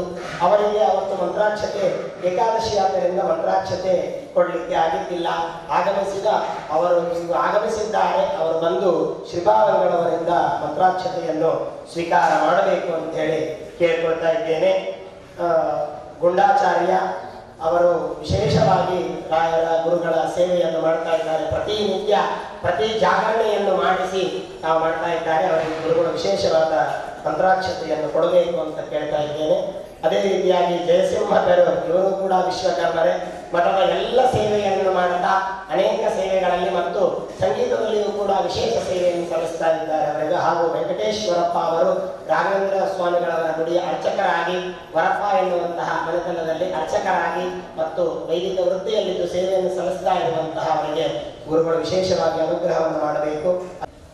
ಸೌರಭ ದಾಸ ಸಾಹಿತ್ಯ ವಿದ್ಯಾಲಯದ ವಿದ್ಯಾರ್ಥಿನಿಯಾಗಿ ದಾಸರ ಸೇವೆಯನ್ನು ಸಲ್ಲಿಸಿರುವಂತಹ ಮತ್ತೆ ಪಲ್ಲವಿ ಮುಜುಮ್ದಾರ್ ಅವರು ಕೂಡ ಶ್ರೀಪಾದಂಗಳವರಿಂದ ಅನುಗ್ರಹ ಮಂತ್ರಾಕ್ಷತೆಯನ್ನು ಸ್ವೀಕಾರ ಮಾಡಬೇಕು. ಅದೇ ರೀತಿಯಾಗಿ ಕುಮಾರಿ ಅನಂತಲಕ್ಷ್ಮಿ ಅವಳು ಕೂಡ ವಿಶೇಷವಾಗಿ ಸೇವೆಯನ್ನು ಸಲ್ಲಿಸಿದ್ದಾಳೆ. ಅವರಿಗೂ ಕೂಡ ಆ ಗುರುಗಳು ವಿಶೇಷವಾಗಿ ಅನುಗ್ರಹವನ್ನು ಮಾಡಬೇಕು. ಇನ್ನೂ ಅನೇಕ ಜನರಿದ್ದಾರೆ, ಸಮಯ ಮತ್ತು ಅವರ ಇದರಿಂದ ಬರಲಿಕ್ಕೆ ಆಗಿಲ್ಲ.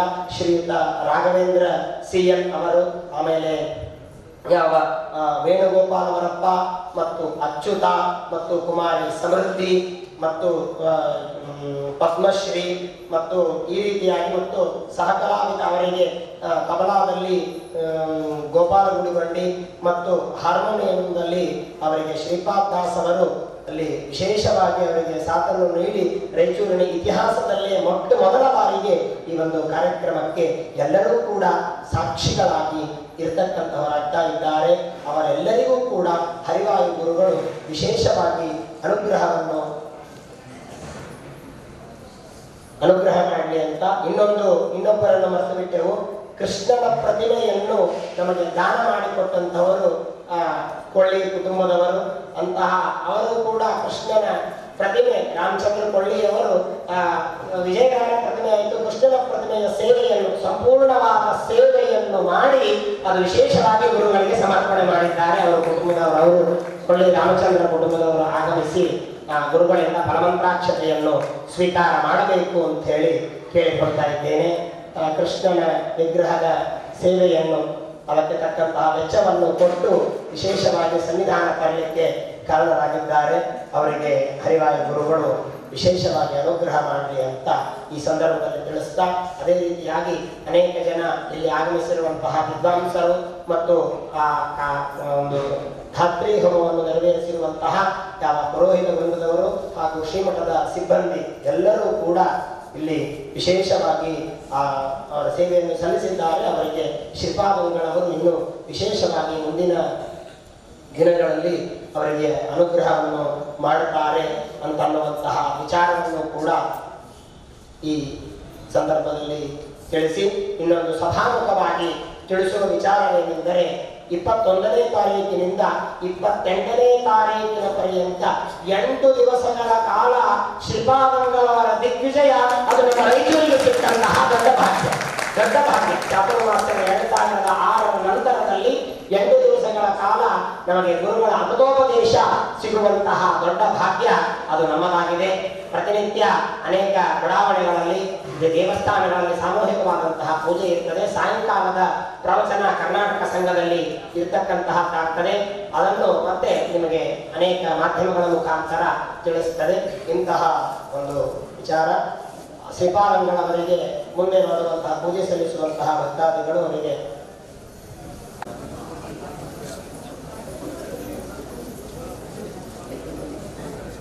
ಮುಂದೆ 8 ದಿವಸಗಳ ಕಾಲ ಶ್ರೀಪಾದಂಗಳವರ ಆಗಮನ ಇದೆ. ಆದ್ದರಿಂದ ಆವಾಗ ಪಾದಪೂಜೆ ಮುದ್ರೆ ವ್ಯವಸ್ಥೆ ಆವಾಗ ಇರ್ತದೆ. ಪಾದಪೂಜೆ ಮುದ್ರೆ ಮಾಡುವ ಅವಕಾಶ ನಮಗೆ